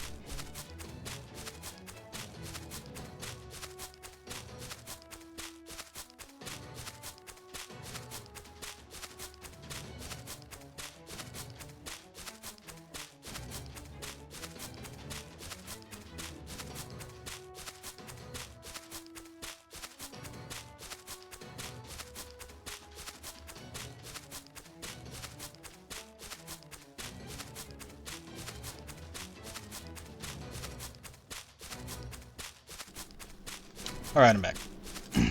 Ordinarily, I would do so by leaping great distances rather than running. But I'm afraid my body is still not functioning at optimal levels. Danzo, your injury. Do not worry about me. A few scratches like this are not... I am sorry. It seems my long distance running in thousand leaps per second traversal mechanisms were more damaged than I realized. I suppose I should have expected no less from the Fate in Watanabe no Suna. Here, Danzo, lean on me. Try to put as much distance between him and us as we can. All right, Master. Thank you. Master, it won't be long before Lord Watanabe no Suna catches up with us. When he does, I want you to let me make amends for this horrific failure. I will do whatever it takes to delay him and give you an opportunity to escape, even if it should cost me my life. So I want you to hold on to my right hand. Its mechanisms may be silent now, but it contains a communication device with greater range and fidelity than yours. If you use it to contact Chaldea, I'm not leaving you behind. Master. Don't forget, still have all 3 of my command spells. Master. Hey, you two got a moment. Hey, you two got a moment! What? So, I had a little too much to drink tonight. Decided to take a walk, get some night air. The next thing I know, wake up sprawled out in some back alley. I heard you two whispering. Lady here sounded real worried about something. Maybe not on the verge of tears or anything, but whatever's on your mind, lady, seems pretty serious. You're in trouble or something. Yeah, maybe you are. Maybe you're not. Not gonna lie, it can be pretty dense. So if you don't want to deal with that, just let me know and I'll be out of your hair. But if I ain't got it all mixed up, and you really do need help, all you gotta do is ask. One word, no hop. One word, no hop to you and bail you out. Whatever it is that's bothering you, I'll take care of it. Sure ain't about to make injured villagers fend for themselves. So how about it? You two on the run from monsters or bandits or something? Where's your house? Is it close by? Golden hair. Are you perhaps? Golden. Huh? What are you talking about? Golden. Golden. Nah, that ain't right. What it is. Golden. That's it. I like the sound of that. Something about that word. It sounds, yeah, awesome. Golden. I love it. Wait, oh man, I didn't realize how badly injured you were. What happened to you, guy? Into a Tsuchigumo or something? Well, close. A Tsuchigumo did attack them, but it's not what inflicted those wounds. I did, just a graze with Hikiguri. Watanabe no Suna. Curses, he's already caught up to us. Huh. Well, that's how it is. Interesting. Kintoki, move aside. You're in my way. My business here is with the woman and girl, not you. That right. Kintoki. I don't know if you noticed, Brother Suna, but it's the middle of the night. I know I couldn't live with myself. I didn't make sure these two got home safe. That's just what I have to do. Whatever business you got with them can wait. Got it? Lord Kintoki. He really does mean to protect us, even though we have yet to tell him a single thing about ourselves. He made his decision in an instant, without any hesitation. What a moron. So this is Lord Sakata Kintoki of Ashigara, one of Raiko's 4 heavenly kings. Stand down, Kintoki. I prefer to avoid anything that might cause Lady Raiko grief. Ha! Big talk! Even for the head of the 4 heavenly kings! Kintoki. You know, I got nothing but respect for you, Brother Suna, but that doesn't mean anything you say goes. Now, why don't you fill me in, because I don't get it. Granted, since I came down from Mount Ashigara, there's been a whole lot of things that were clear as mud to me. But no matter how hard I try, I can't understand why the undisputed strongest Yen warrior would be going after women and children. I shouldn't even have to be telling you this, Brother Suna. But we're supposed to keep women and children safe, not cut off their heads. I see. You do make a good point. However, neither of them is young enough that I would call them children. It's really what you think, Brother Suna? Or that sure doesn't look that way to me. Oh, that girl with the red hair is definitely still just a kid. Most kids her age probably bawling their eyes out they were lost in the middle of the night. But not this kid. Even holding back her tears, refusing to give in to her fear, she looks for a way home. She might be lost, but she's still got guts. At least that's the feeling I get from her. How about you, brother? Sure you don't feel the same? I'm glad to see nothing ever gets you down, Kentucky. But the Imperial Holy Grail War requires that I do this. Now stand aside. Imperial Holy Grail War?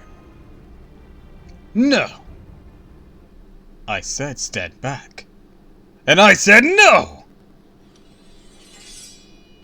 Then you leave me no choice. Bring it on, you bastard!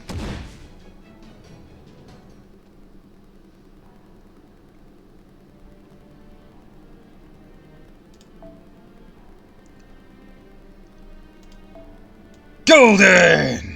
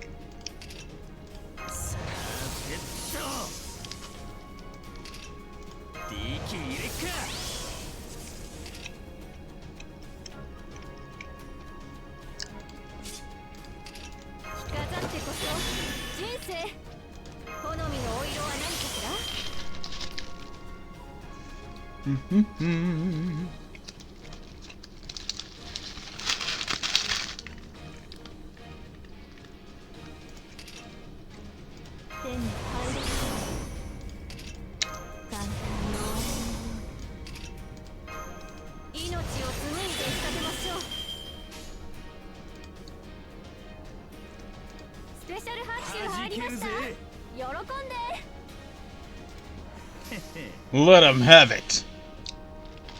今は限りと旅立つ鳥はあなたに形見を残しましょう。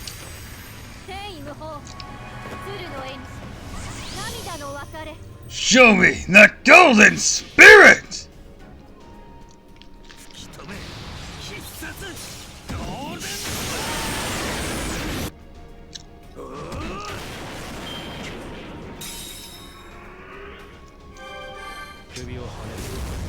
Move debuff, but we still got a stun on you.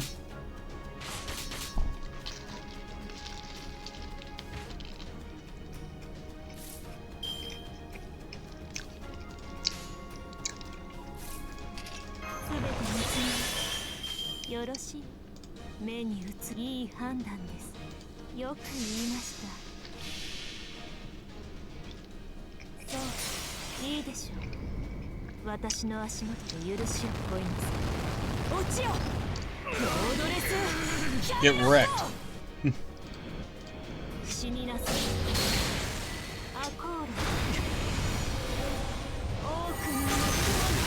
Suck it, Suna.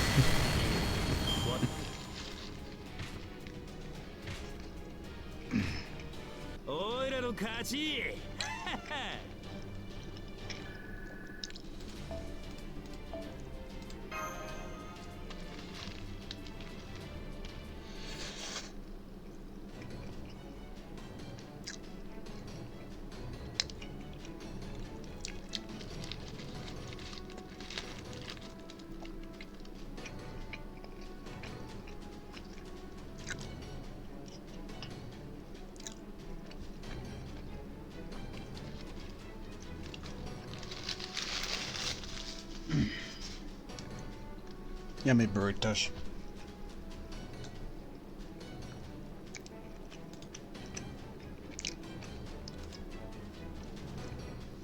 Never mind the Shikigami skeletons, Caster. They're only getting in my way. they're Dragon Tooth warriors, but anyways, if I do that... Don't bother. They won't be any help against Kentoki.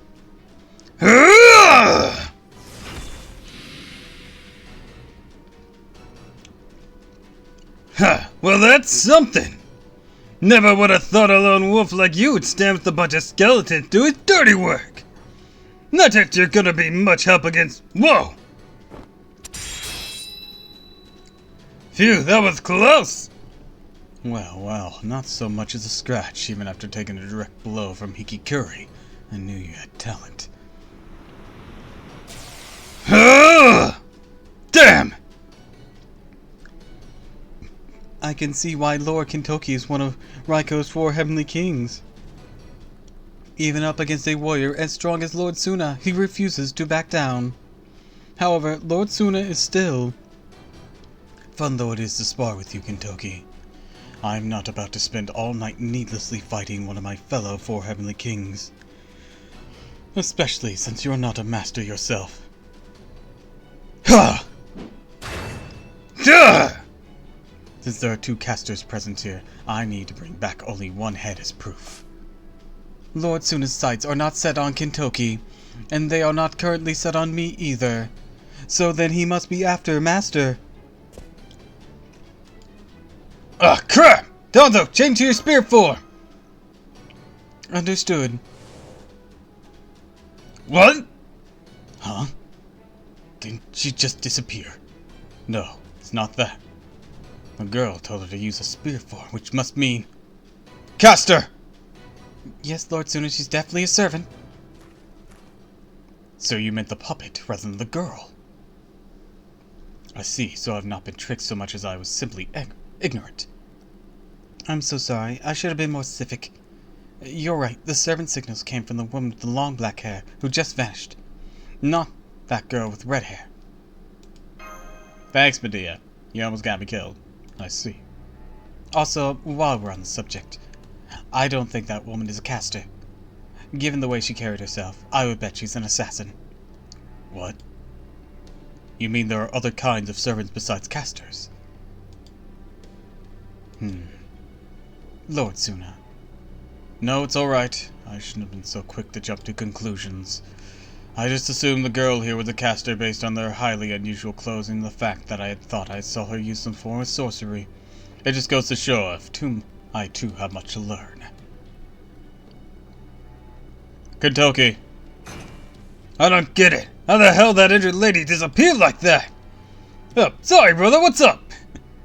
Since there does not seem to be any casters here whose heads I can take, I will step aside for now. Go ahead and take that girl wherever you like. But know this. The next time we meet, I will have you show me your left hand.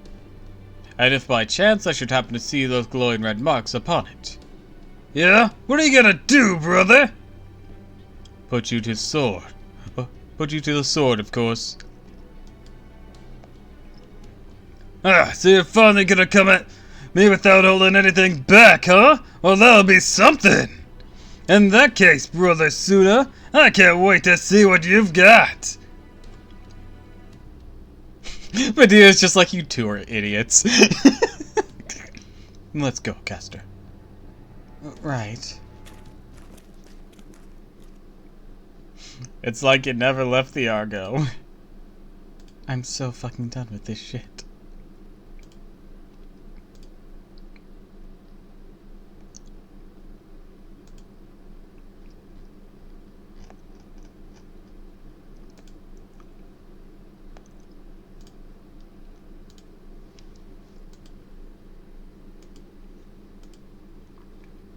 Phew, he is gone now, right? It sure is. I knew it! Man, that was nuts! Going up against Suna's crazy skills, even if he was holding back. Well, you guys did that and managed to make it out, not just with your head still attached, but all your limbs too. That's the sort of things people be talking about for ages if they'd seen it. You ought to be proud. Thanks for saving us. You bet! Don't worry about it. Ha ha! You're like one of those morphin' heroes. I don't know what that means. Morph. Where'd you come from? Man, so you can just disappear and reappear out of nowhere, huh? What Lady Tiramisu is trying to say, Lord Sakata Kintoki, is that you are a good person who always tries to do the right thing. Oh, someone always tries to do the right thing, huh? Me, you think? Because I don't got any idea what's right and what's wrong. Well, if you do, I'd love it if you told me. As far as I'm concerned, I'm just helping out a kid who lost her way. Wasn't thinking about it deeper than that. Man, city life's complicated, huh? Especially now, with the Imperial Holy Grail War going on.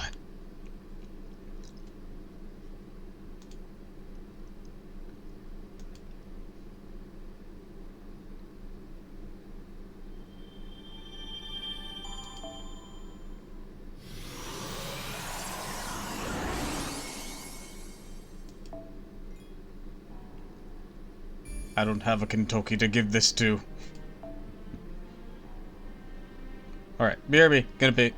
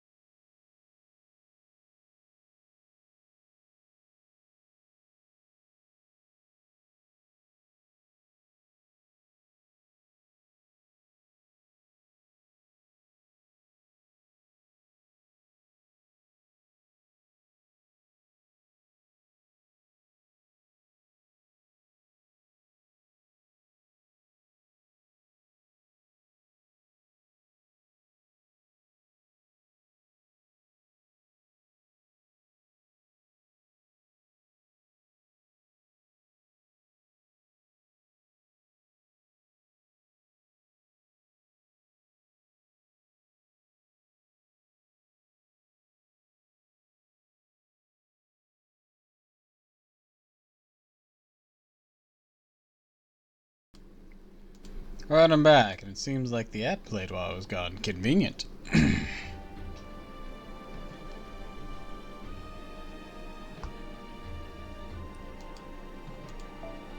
Oh snap, Doppel asked the movie 15 released an hour ago. Hell yeah! I'll have to watch it after stream then. Hopefully we get some fresh memes. Of course we're gonna get fresh memes. Asta movie's always a gem. One that I'm surprised didn't get the internet more was the taco one. It's Taco Tuesday! Oh man, where's my money? So sad that didn't take off better. Group watch party? I don't know.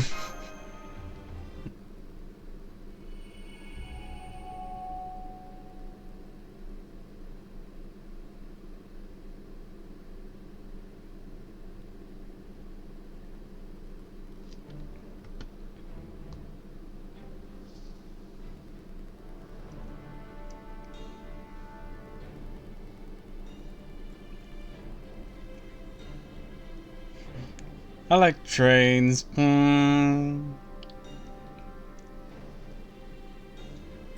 give me a moment. Checking something out.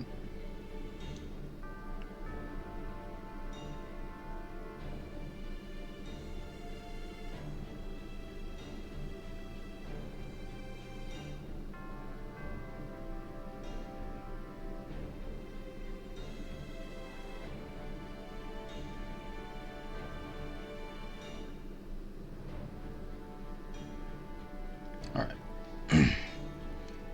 Chance like this comes but once in a lifetime. Astounding rituals advise.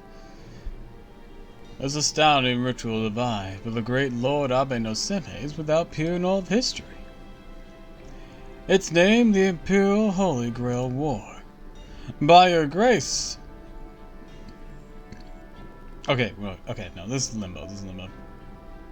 Its name, the Imperial Holy Grail War.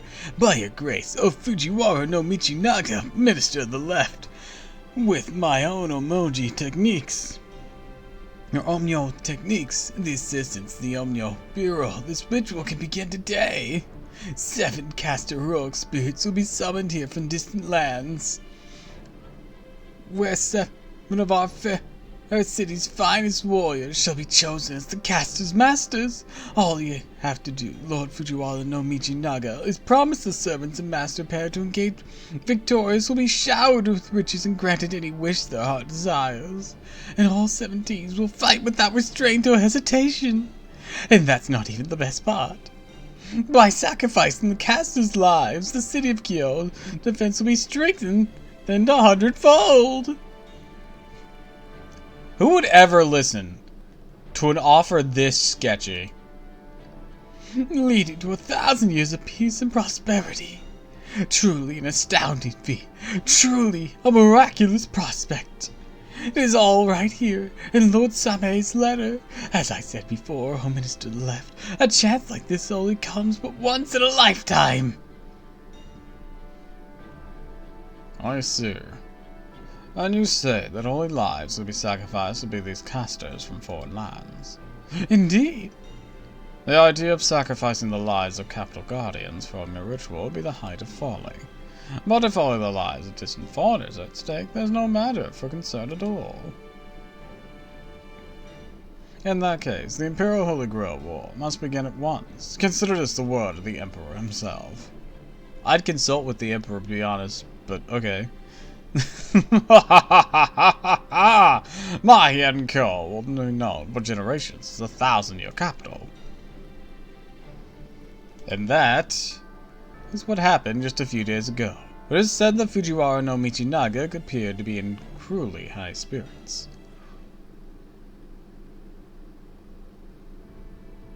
A Holy Grail War. That's what I heard. Wait, you know what a Holy Grail War is? I should have known. What do you mean? I'm afraid I do not understand either. But at least Lord Kentucky seems convinced. Whoa, so your wound's all closed up already? That's amazing! I simply use my self-repair function. Of course, Master's healing spells were a great help as well. You're still not 100% though, are you? Try to take it easier for a while, you hear? Right, thank you. Now, where was I? Oh yeah, the Imperial Holy Grail War. It's been about 7 days or so since the Imperial Palace started this ritual thing in secret. So far, 2 of the 7 heroic spirits summoned here have been killed. Not only that, they're masters with the other 2 members of the 4 Heavenly Kings. You mean Gatekeeper or Ushi... How do you pronounce this? Usue Sanamitsu and Inspector Ubarabe no Osuetake. Damn, you really know your stuff, don't you? Yep, it was Brother Usui Ogurabe. Anyway, not only did they lose their heroic spirit, they got pretty banged up themselves. Doc said they'll be fine. They'll need some Arima hot spring therapy for a while. Anyways, the master who managed to kill those 2 heroic spirits was Brother Suna. Watanabe no Suna. That's right. Suna's about as strong as they come. Even our boss Lady Raiko, the current leader of the Genji, said he was the single most powerful warrior in the entire human world. Of course, that doesn't stop him from claiming in the earlier parties comfortable with our monsters and such. I mean, that might be from a more moral perspective. Most powerful warrior in the human world? Things might be a little different when you start including non-humans, but even so, there's a reason Reiko said that. I mean, you saw him for yourselves, right? Yes. He was incredibly strong, yeah. Well, I mean, not really. He was kind of a pushover. The way things are going, soon it's the clear favorite to win the whole Imperial Holy Grail War. Master. Yeah, this Holy Grail War has to be Limbo's trap. I agree, after all. While it could be that this Imperial Holy Grail War is simply a variant of the traditional Holy Grail War, it is odd that there is no mention whatsoever of the Holy Grail in question. That is far too big an error to merely be an oversight. So the much more likely explanation is that this is Limbo's trap. Limbo? What's that? Oh yes, allow me to explain. Caster of Limbo, also known as Alter Ego Limbo, is irredeemably evil monk. And that's everything that happened in Shamoas and some of the Lost Belts in which he appeared. No, I gotcha! And you two are trying to nail this creep to the wall, huh? That's right. We suspect Limbo's true name is Ashia Doman, the Omnoji. You don't say! The details of Doman's death have never been made clear in human history. So it is entirely possible he still be alive in 1008, the 5th year of Kanko. We do not yet know what connection, if any, Limbo may have to the living, breathing Doman, but this Holy Grail War itself would certainly be his work, no? Wasn't the whole thing Abe no Seme's idea? Yeah, that's right. Lord Seme's the guy who originally came up with the Imperial Holy Grail War thing. But there's some room for doubt on that. Is there now?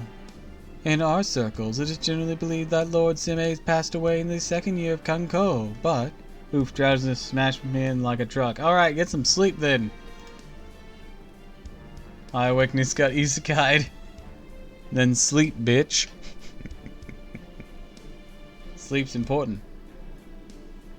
Good night, murder. Is that so? Yeah, Lord Seme might look young, but he's actually pretty old. There's been rumored for a long time he's acted as 2nd or 3rd to bear the name, so it wouldn't surprise me at all if that got passed down to future generations. I've only been up for 8 hours. I mean, I don't know what to tell you. I'm not your mama. The best I can do is call you a bitch, and that's about it.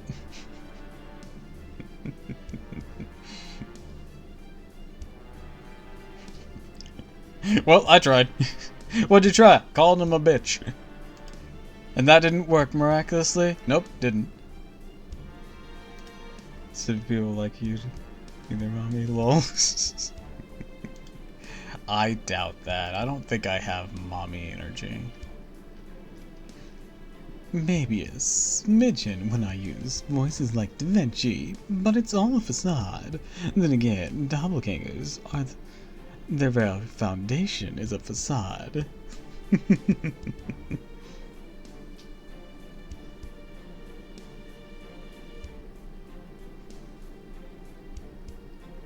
But anyways, I think it's about a month ago when Lord Seme disappeared for who knows where. We only learned that this Imperial Holy Grail War for the letter he sent. That does sound suspicious. Right? Boss Raiko tended to tell the Minister of the Left that we shouldn't be so quick to trust something we know nothing about. But that rat bastard, I mean his Imperial Magistrate, just laughed and said a few foreign casters' lives were a small price to pay for 1,000 years of peace. And that ain't all. The guy who's basically running the whole Omnoji Bureau is Lord Same's absence? It's Lord Ashia Doman. That's... Crazy suspicious, yeah? I think so too. Yeah, part of that because of what you told me about the Limbo guy. It's also because, well, Lord Dolman's always been something of a schemer. Though I guess you could say the same about the Minister of the Left and Lord Same too. I see. There are a lot of schemers here, it sounds like.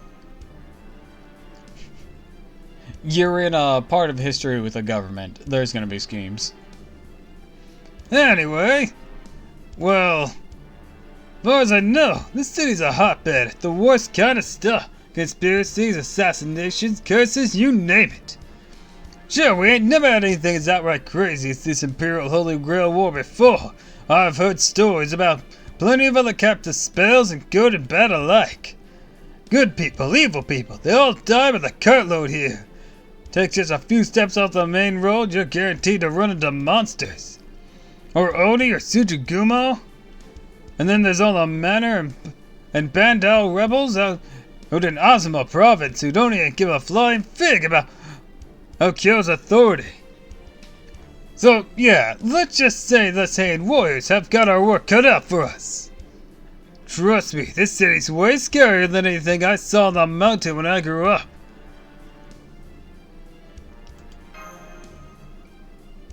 That might be what it all boils down to, really. The whole reason the Minister of the Left decided to pin all his hopes on the Imperial Holy Grail, a war to provide Kyo with 1,000 years of peace. Might be because this ain't no other chance of peace otherwise. I wish, huh? I guess one thing all masters taking part in the Imperial Holy Grail War have in common is that they all got some kind of wish they want granted. Hello, Kentucky. Why did you put down your axe? What are you doing with your glove? Kentucky, your hand. Command spells. Oh yeah, that's what these glowing red marks are called, ain't it? Yep, turns out I'm actually one of the Imperial Holy Grail War Masters myself. So, you know what I'm thinking? I'm thinking you might just be my servant, Tiramisu. I'm not a servant, though. I can't do servanty things.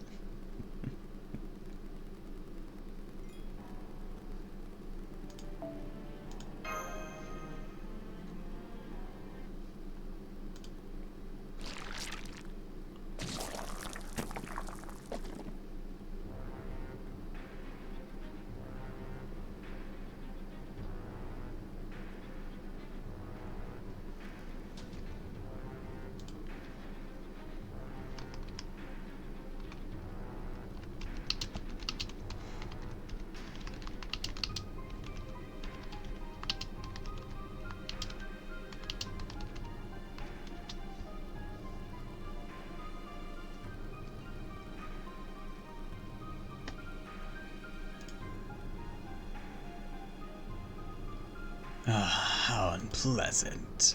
How very unpleasant indeed. How one's plans go so swimmingly. A ritual that could not possibly exist in a hypothetical version of human history. The impossible Imperial Holy Grail War. Indeed, this represents the culmination of all the independent research I conducted as a disciple of the Foreign God. So I do hope you enjoy this pseudo-parallel world I've created. Including all the many personal touches I added to better suit my taste. My dear Chaldeans, when all is said and done, the last laugh will be mine. So please do enjoy what I have in store for you. Right to the very end.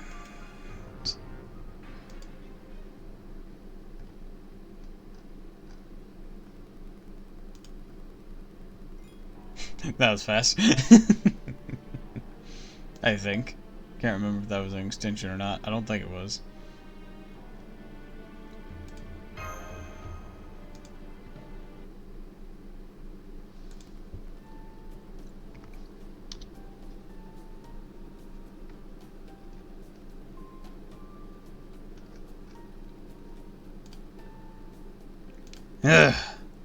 What I miss? We were just talking about how the Holy Grail War got set up.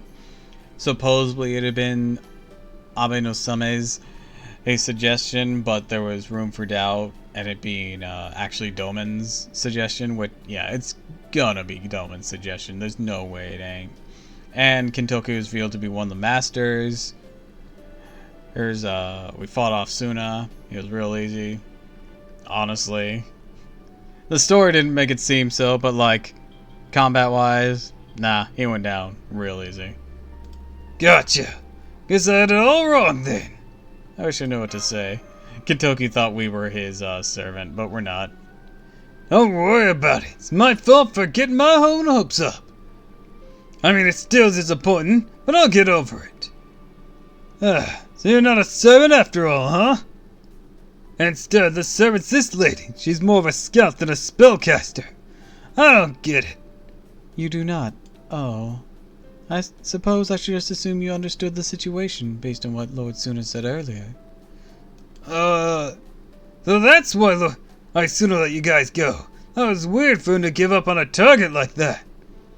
Now I gotcha. It's all 'cause you weren't the quarry he was looking for in the first place. That explains a lot. Alright, hang on. If you two don't have anything to do with the Imperial Holy Grail War, then what in the world are you? And this is what happened in the Lost Belts. Alright. The proving theoretical phenomenon, Lost Belts, ray-shifting, singularities. And here's the fate timeline. I understood none of that. Don't worry. Nobody does. And basically, you guys are guests from way in the future. Like tomorrow? A long way past that, really. Man, this stuff's hard to wrap your head around. That's okay. I believe you. As far as I can tell, you guys ain't the line tight. Looks like I'm still right about something. You're lost, aren't you? True, we are. Do that. So you're looking for a way to get home. You want to find your friend you got separated from, huh? Now we're talking! Don't worry, I'll have you back in a flash. Well, I guess it might not be that easy. Point is, don't worry. Whatever it takes to get you back to Caldea Place, I'll figure it out. I'll get you home safe and sound. You have my word. Of course, that goes for you too, servant lady. Thank you for your help. I'm deeply grateful for your kindness. Don't worry about it. Everyone needs help sometimes, right? Besides, not like I got anywhere to go either. What do you mean? You are one of Raiko's 4 heavenly kings, are you not? And during this time period, Lady Miyamoto no Raiko was charged by Minister of the Left Fujiwara no Michinaga with the task of keeping the city of Kyo safe. So as one of her most prized retainer, surely you must have a house or two of your own. Or perhaps Lady Raiko has put you up in her own house. Well, how can I put that? It's complicated. Yeah, I'm a part of the Genji clan, and one of the 4 heavenly kings.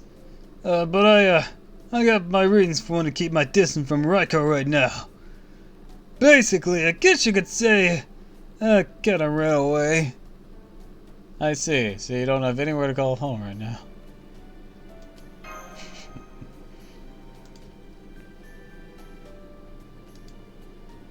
You got it. Sorry about that. Wish I had a place you could stay. The only place that put me up on my say-so is the one we tied to Genji clan. Which means Brother Suna could show up there at any time. That's obviously ain't gonna work. Been staying out of his way all right for the past few days. Now he says he's gonna take a look at my hand next time he sees me. Well, sorry, it's all my fault. Hey now, what are you apologizing for? You were in a bind, so I helped you. Nothing else to it. These command spell marks on my hand ain't got nothing to do with you. I owe you for helping me. I have to pay you back. That's how you feel. How it is, huh? I like it. Alright then, you officially owe me a favor. You know, I'm okay with that kind of hard-headedness. Hell, even find it endearing. Good thing, too, so I'm pretty hard-headed myself. Ha ha! An ox-drawn carriage at this hour. Must be a court noble on their way back home from a poetry reading or something. Come here, you two. Over this way so you don't get in their way. Right.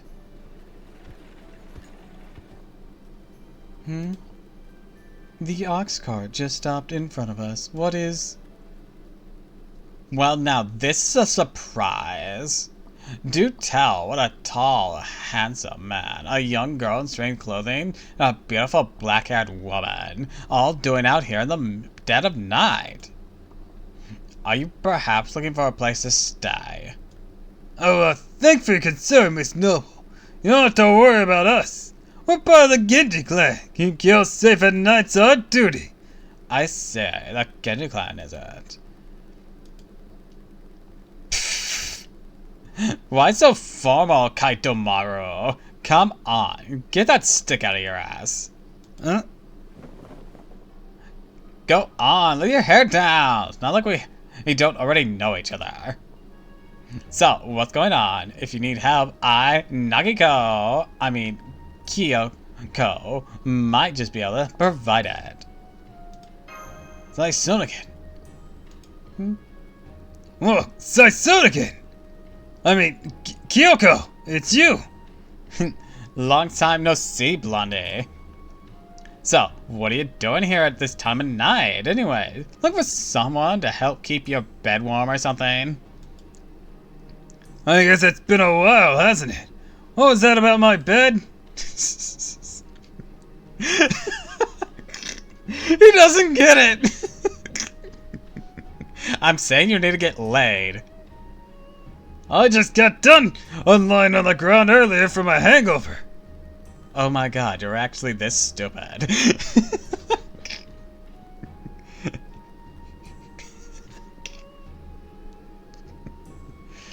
Not more of your mainland poetry. I don't get it. Don't worry about it. I was just saying the first thing that came to mind. Are you?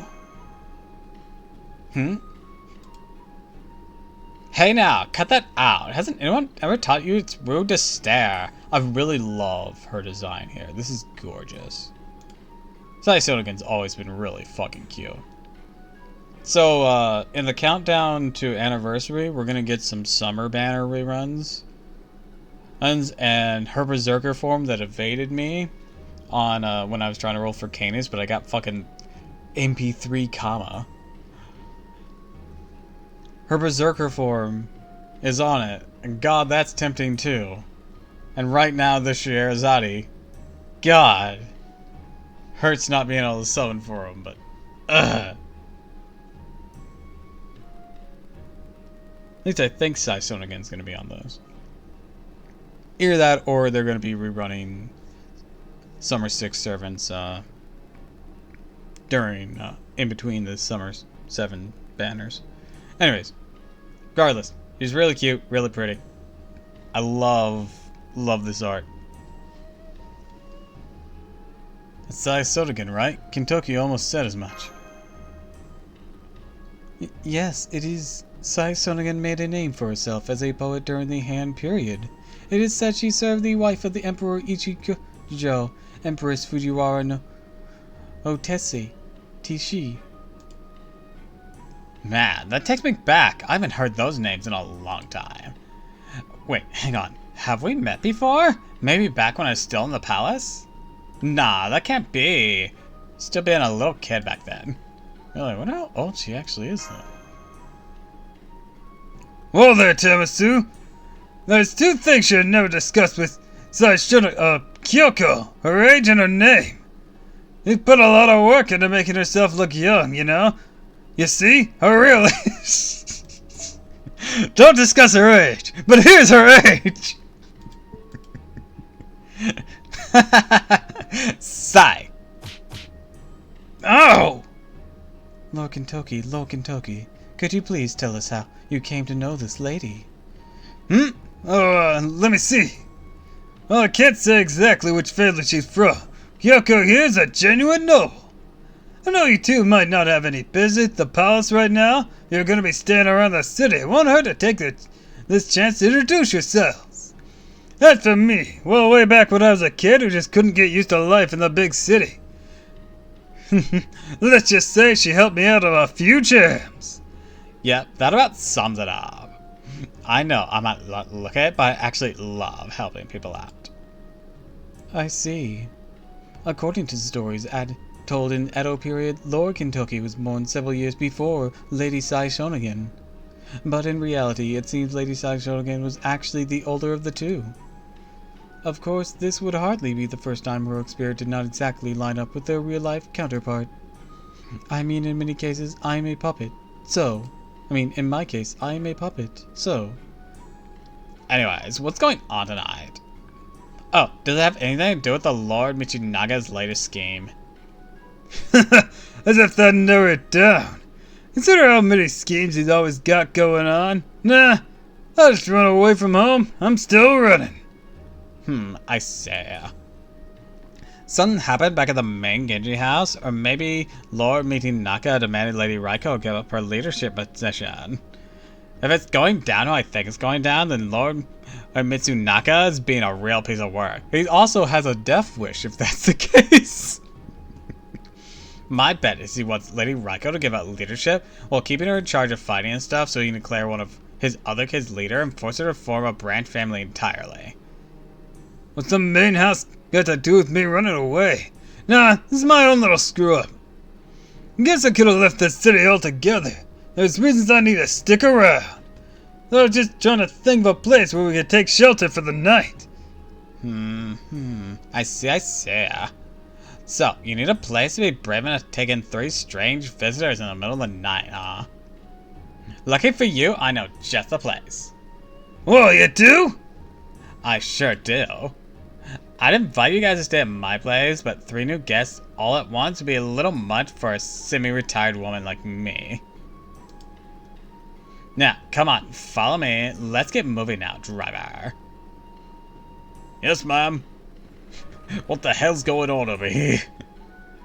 In the carriage, Kyoko, Danzo. Don't want you tripping in the dark, making your injuries worse. Thank you, but I will stay by Master's side. It's okay, Danzo. Just ride in the carriage. But what about... It's okay. As much rest as you can. Understood. Thank you. Oh, looks like you and me are walking then, Tamasu. Man, this sure was a heck of a coincidence running into you guys out here like this. Luckily, I did too.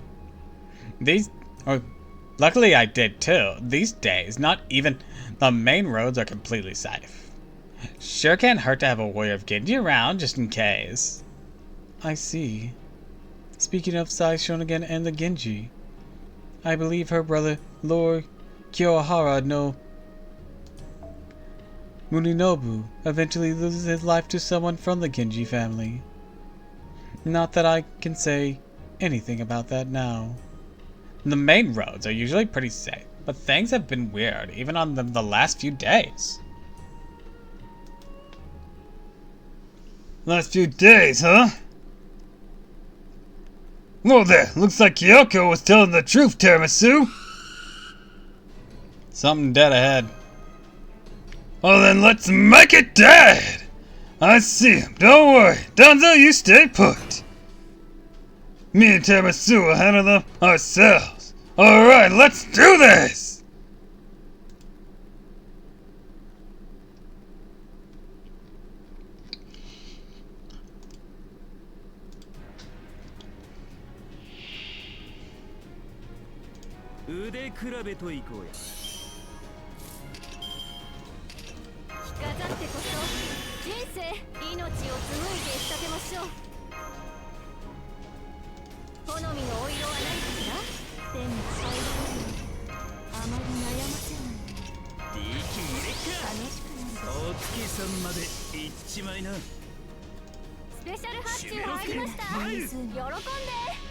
Blast away.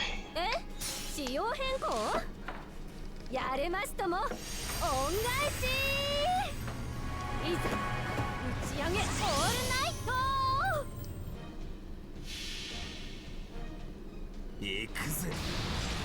Golden Spark!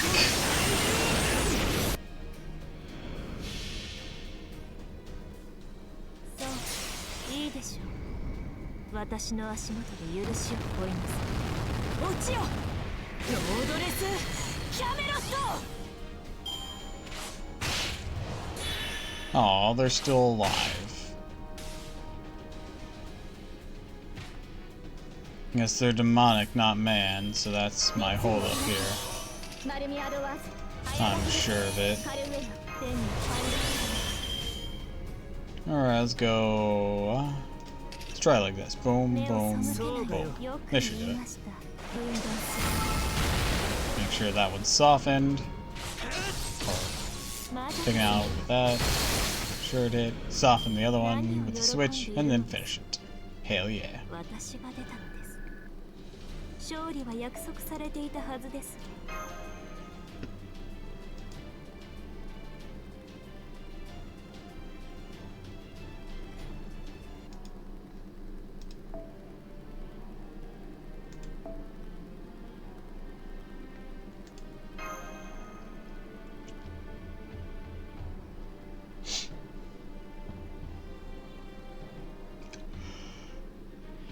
出陣します。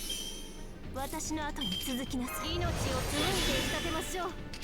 好みのお色は何かしら。命を紡いで仕立てましょう。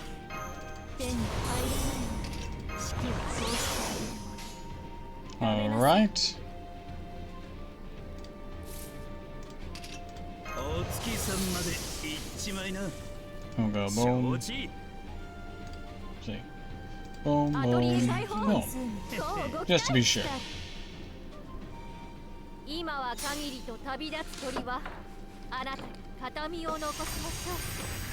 天意無法、鶴の絵にし涙の別れ。そういいでしょう。私の足元で許しを乞いなさい。落ちよロードレスキャメロット。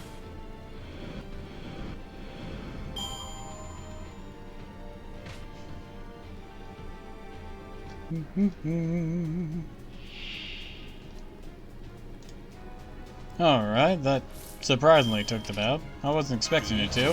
Hey, whatever works.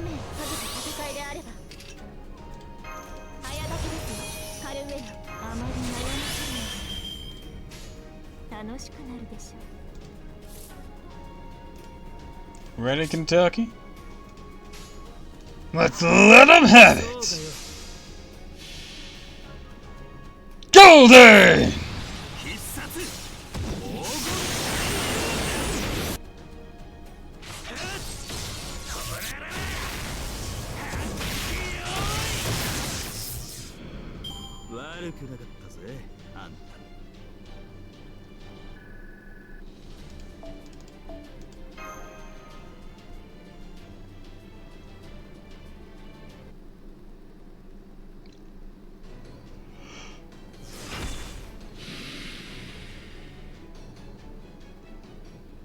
There, that's the last of them.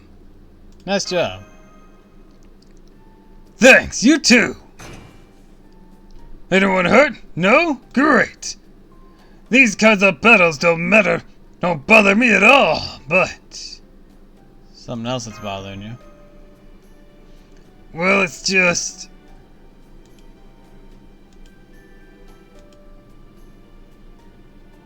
I'm a little unsure about what to do.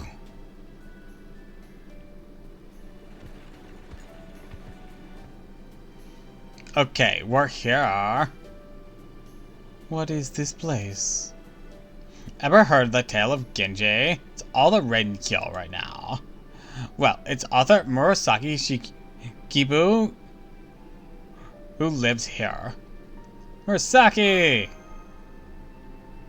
Is Lady Murasaki a friend of yours, Lady Kyoko? Nah, I've never met her. You haven't? But I bet anything she's like the graceful woman's noble woman. So I'm sure she's the type of girl who'd never abandon anyone in trouble. Come on, she's gotta be too old to be called a girl by now, right? Sigh. Oh! Anyways, point is, we arrived at Murasaki Shikabu's house.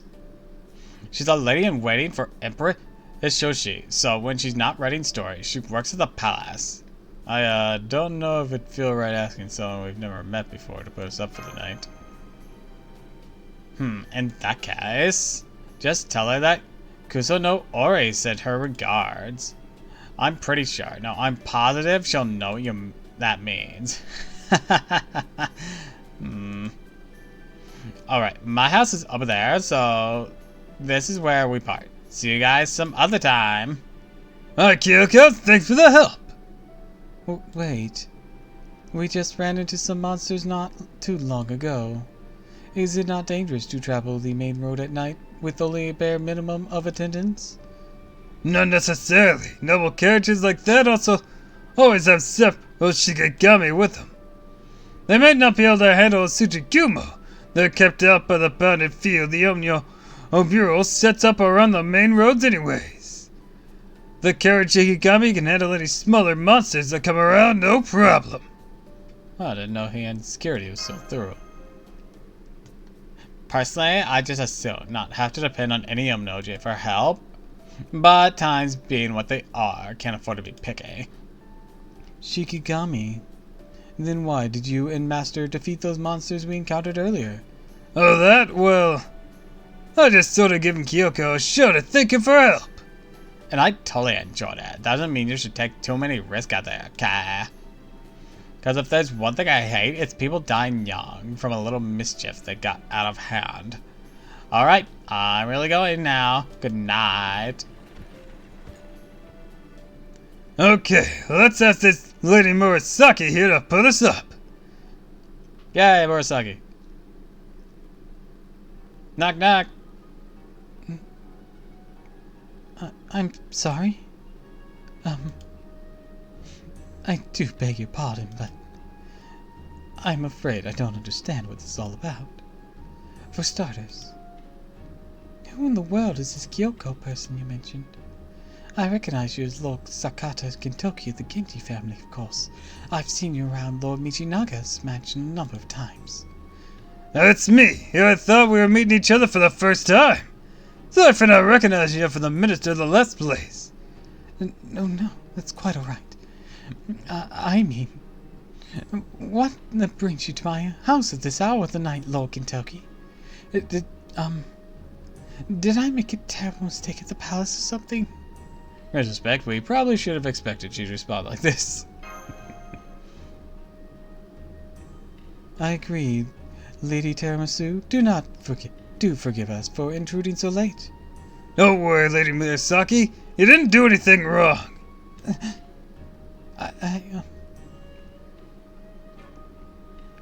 We try.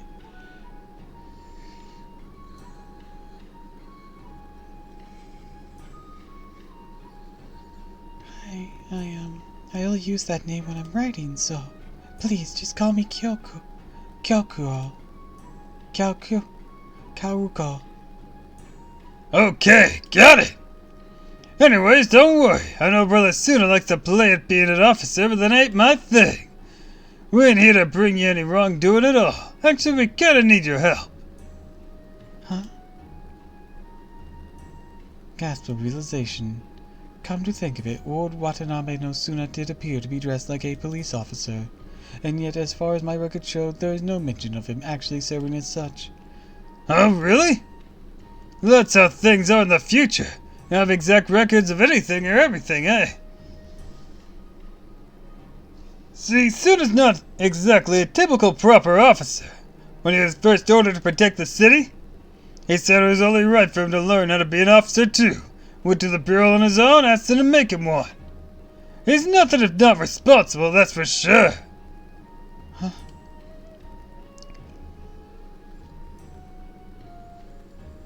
Records, Lord Suna. Kaoko? Yes. Kusai no Ori said to give you her regards. Kusai no Ori?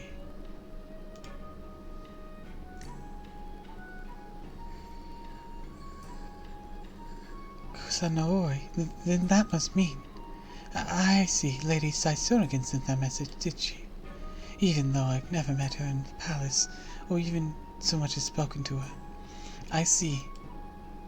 Very well, I suppose it'd be rude of me to turn away guests on such a cold night. Alright, I'll have a room made up for you. Well, 2 rooms, since you have 2 women accompanying. Oh no, that's quite alright. Please pay us no mind. It is best for us to stay together regardless of the hour. So I would ask that you let us all share 1 room, if that is alright.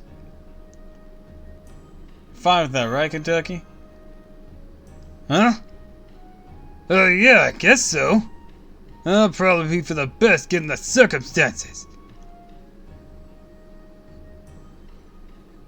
I see. Very well. I'll convey your wishes to servants.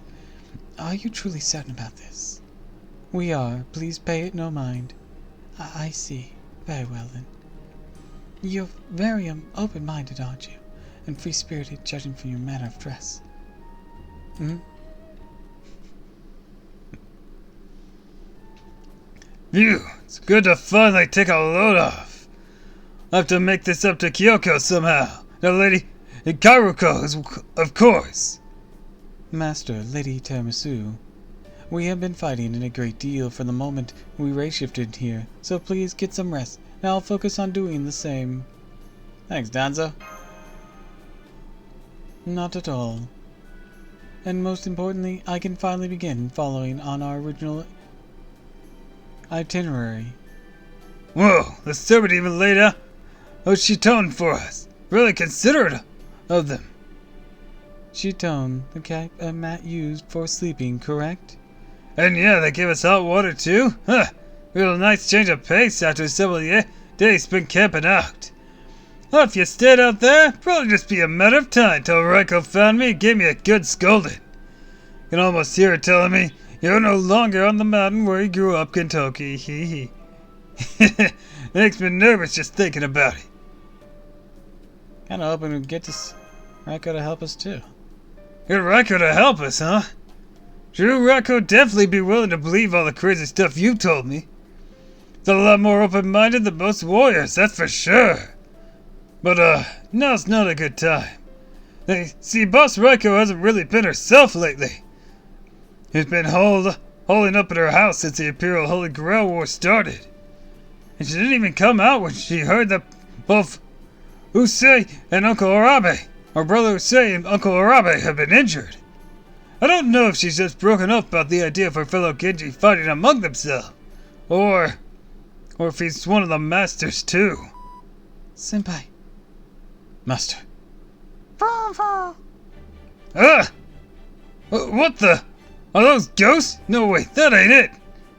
I think I've seen this kind of thing before. Some kind of sorcery or omnio spell of yours? You mean someone developed a method of video transmission even in the Heian period? But never mind that now. Master, in accordance with our original plan, I've activated my full functionality, and I have just succeeded at establishing contact with Novum Caldea. Way to go, Danzo! You are too kind, Master. Novum Caldea? Must be the place way off before tomorrow's tomorrow. Sure, this really is something. I just realized what voice I've been giving Kintoki. I've been giving him the Greiger voice. Or at least a slight variant on it. Good. Video communication's holding steady too. I can see you, Danzo, and... Oh, is that... the second Tata Kintoki of Heian-kyo? Thank goodness you're both okay. And I see you've already managed to secure help from one of the locals. I mean, you two weren't able to race shift here then? I'm afraid so. That's correct, Master. Did something happen? Did something interfere with the race shift? We believe so, and Lady Scion's calculations say that the most likely explanation is well. Both Lady Mash and I were unable to race shift there, and instead left behind here at Novum Caldea. We quickly tried to race shift back again, of course, but it failed in the same way. It appears to be an advanced jamming method that bypasses every anti-interference safeguard we have in place. Look into a way around it. Still have yet to come up with anything. I'm so sorry, Master. Damn you, Limbo! I'm glad to see you safe. The situation isn't great. The reason you and Kotaro and Danzo were the only two race shifted there successfully is that whoever was interfering with it considers you two special cases. So in other words, you're basically welcome guest. I see, so nobody behind us is welcome here, or besides us is welcome here. But who could be the one inviting us? I am sorry, that was foolish of me. This has Limbo written all over it. Yes, I agree. That is almost certainly the case. Sorry to butt in. There's a lot of things I'm not getting here. And one thing I want to make sure. The companions you guys thought you came here with are back in this Chaldea place, yeah? That right? Nod. Got it. That's great news. That means we don't have to run around search and kill for them. Right? Yes, that's true. I feel as though we are saying the same thing in different ways, but yes, this does mean we have achieved one of our goals, though without acting. Actually, make that two, since we also managed to find a local willing to help us, and that just leaves investigating repairing the singularity. Let's get down to business. Right. That puts us in a much better spot now that we're in the right after our race shift. Or than we were right after we race shift. Indeed it does. Now we can finally begin the operation in earnest. There you go, that's a spirit! Knock to the floor, having your back slap. Whoosh. Are you okay, Senpai? Kentucky, do you think you pull your slaps a little more next time? Oh, sure. Sorry about that. So, hey, you there. Daddy Pretty One. What's your deal? You're not just an ordinary kid, right? I'm setting something powerful from you. You're no Noji, a sage? Maybe some kind of Tengu? Not that I know if they got those in your time. Was the tiny part really necessary? Well, oh well, I can roll with it. I can't deny I look pretty young in this form. Anyways, I'm Leonardo da Vinci, friend of Tiramisu's and an unparalleled genius. Damn, so you're an honest-to-goodness prodigy, huh? That's real impressive. I'm Sakakata Kentucky, Genji Warrior. Nice to meet ya. I'm Sherlock Holmes. It's a pleasure, Sakakata Kentucky. Oh? Looks like we got a new guy here. And there's something about this one that reminds me of Lord Same. Man, Chaldea must be a hell of a place. Alright, here's the situation as we understand it. We believe that both Tiramisu and Kotaro and Danzo were explicitly invited to the city of Hyenkyo in the year 1008. I almost said 1801 for some reason. That wasn't right. Invited by whom, you may ask? Limbo, naturally. Well, it was an unfortunate surprise to learn that Master Light and Fumo Kotaro were unable to accompany you on your race shift. Everything else has unfolded just as we predicted. Limbo's gone out of his way to create a new singularity, a black mark on human history.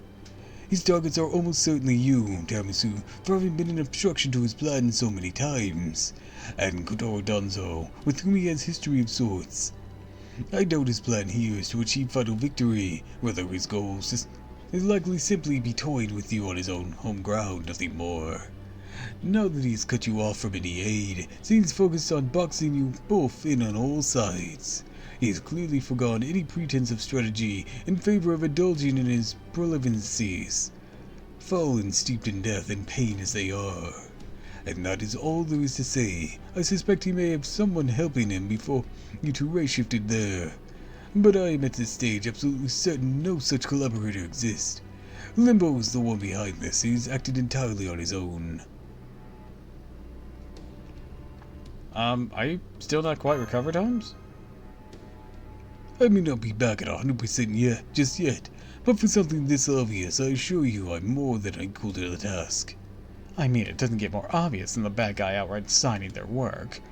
I gotta tell you, I'm not expecting to see a bunch of letters in the log, like for matching Kotaro's failed race shifts.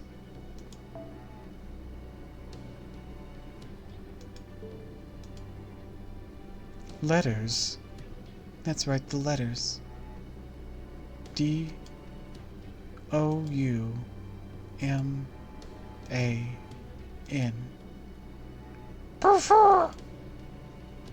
Very subtle, Domin. So what, this guy put his name in some kind of message?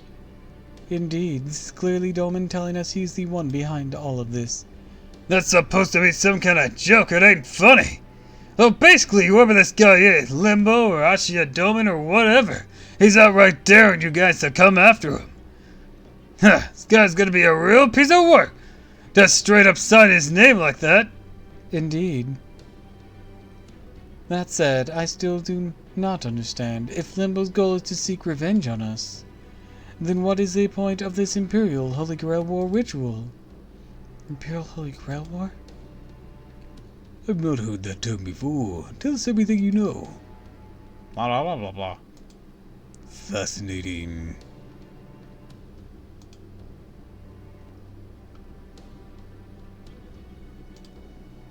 Really? So the Holy Servant being summoned, and our casters, that's certainly a decision. It sounds like he's taking the whole Holy Grail War concept, summoning heroic spirit, and downsizing it or something.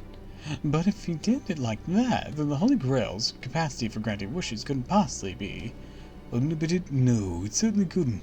Means the part about the winner being having a wish granted must be a lie.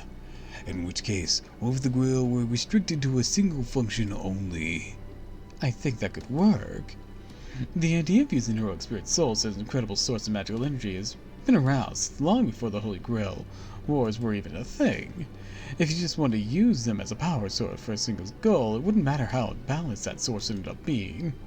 I think, yeah, it could definitely work. Well, if our resident at Uomo or Universal says it would work, I for one am inclined to believe her.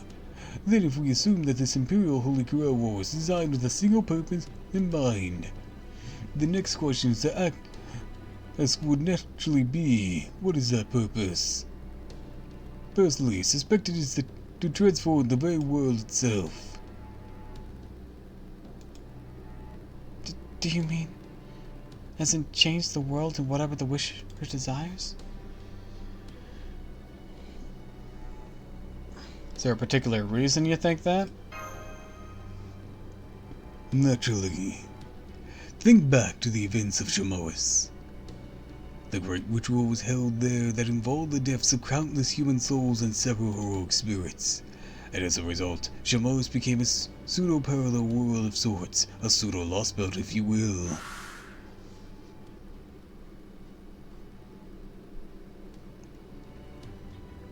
That's true, according to our record. Shamois' Henri Edo Castle is functionally equivalent to a lost belt's tree of emptiness. You could even call it a pseudo-tree of emptiness. So maybe Limbo's planning to use his Imperial Holy Grail War as a means to create something similar, so he can make Ko into a lost belt. But why would he want to do that? Perhaps he wishes to have the form god manifest in the hand period. Could that be? The foreign god's already manifested. Precisely. Now the form god is manifested in Olympus, they would have no further need of a vessel. Unless perhaps as a spare. No. I do not see any way of transcendent being as that magnitude would require anything like a spare.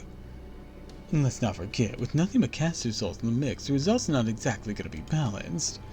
Like I said before, it's no easy feat to keep the magical energy source for such a massive spell stable. Even if the ritual is designed for just a single purpose, any imbalance in the heroic spirit souls used to power it could still cause the whole spell to implode. Must be some trick we're not seeing. Unless maybe the whole thing's just some kind of twisted prank. See, we're having communication issues. Huh? Ah, crap. We're losing our connection. Senpai! Perhaps Limbo finally knows our connection. Perhaps he wants to cut us off before we realize something is really we not know. Regardless, Tiramisu, it's absolutely imperative you stop this ritual, or from being completed. If every heroic experiment realized there is killed, he and Kyo could be subjected to new pseudo-tree of emptiness, just like what happened in Shamoas. And that would result in two concurrent and existential threats in proper human history, a singularity and a lost belt all in one. Just a possibility for now. Not a certainty, but either way, you watch your back out there. We'll continue trying to establish contact till we get through again. So please keep up your comm lines open. Got it. Senpai.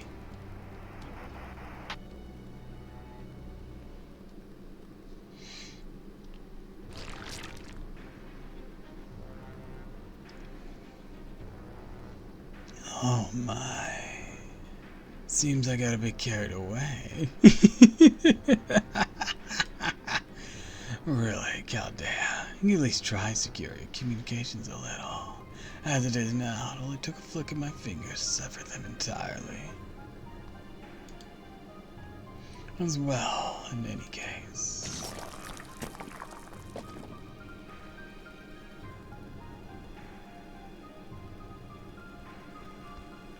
I think that detective explained quite a bit of my plan. We do need to save some surprises for later, after all. Now then, Master Caldea, my beautiful marionette. From this point onward, we'll be engaged in a contest of pure strength. Come, let us compete to see which of us can slaughter the most innocents.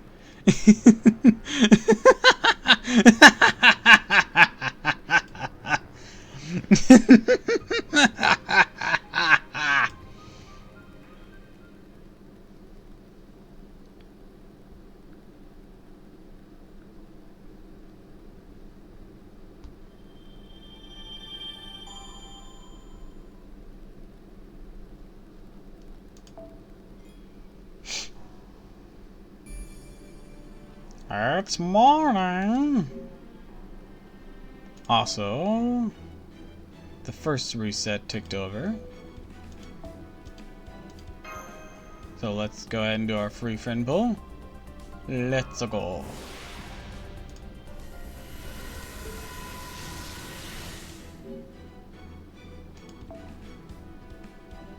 I keep getting close to capping out here.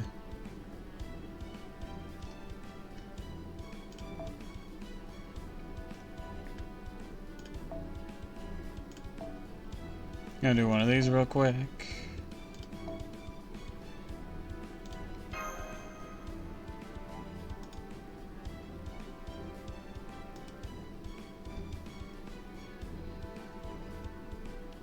I think my setup's a bit wonky now. Yep. Oops.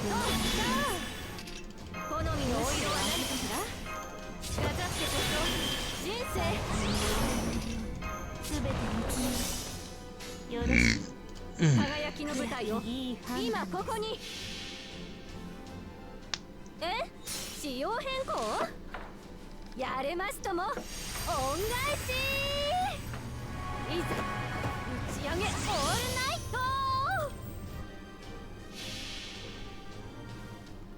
そういいでしょ I don't know why I'm feeling so fatigued. 私の足元で許しを請います落ちよロードレス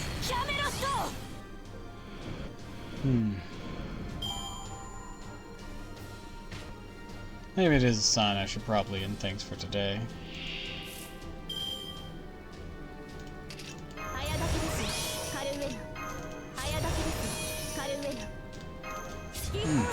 Yeah. Yeah. Some weird dizziness setting in. Alright, I'm gonna wrap this battle up.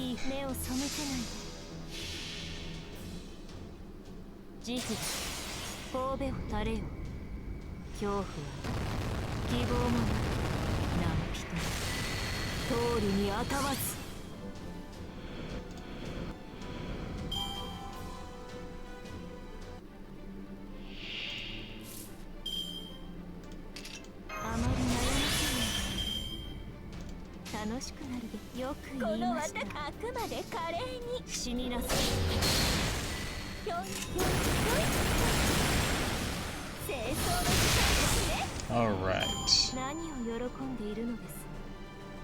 私が出たのです。勝利は約束されていたはずです。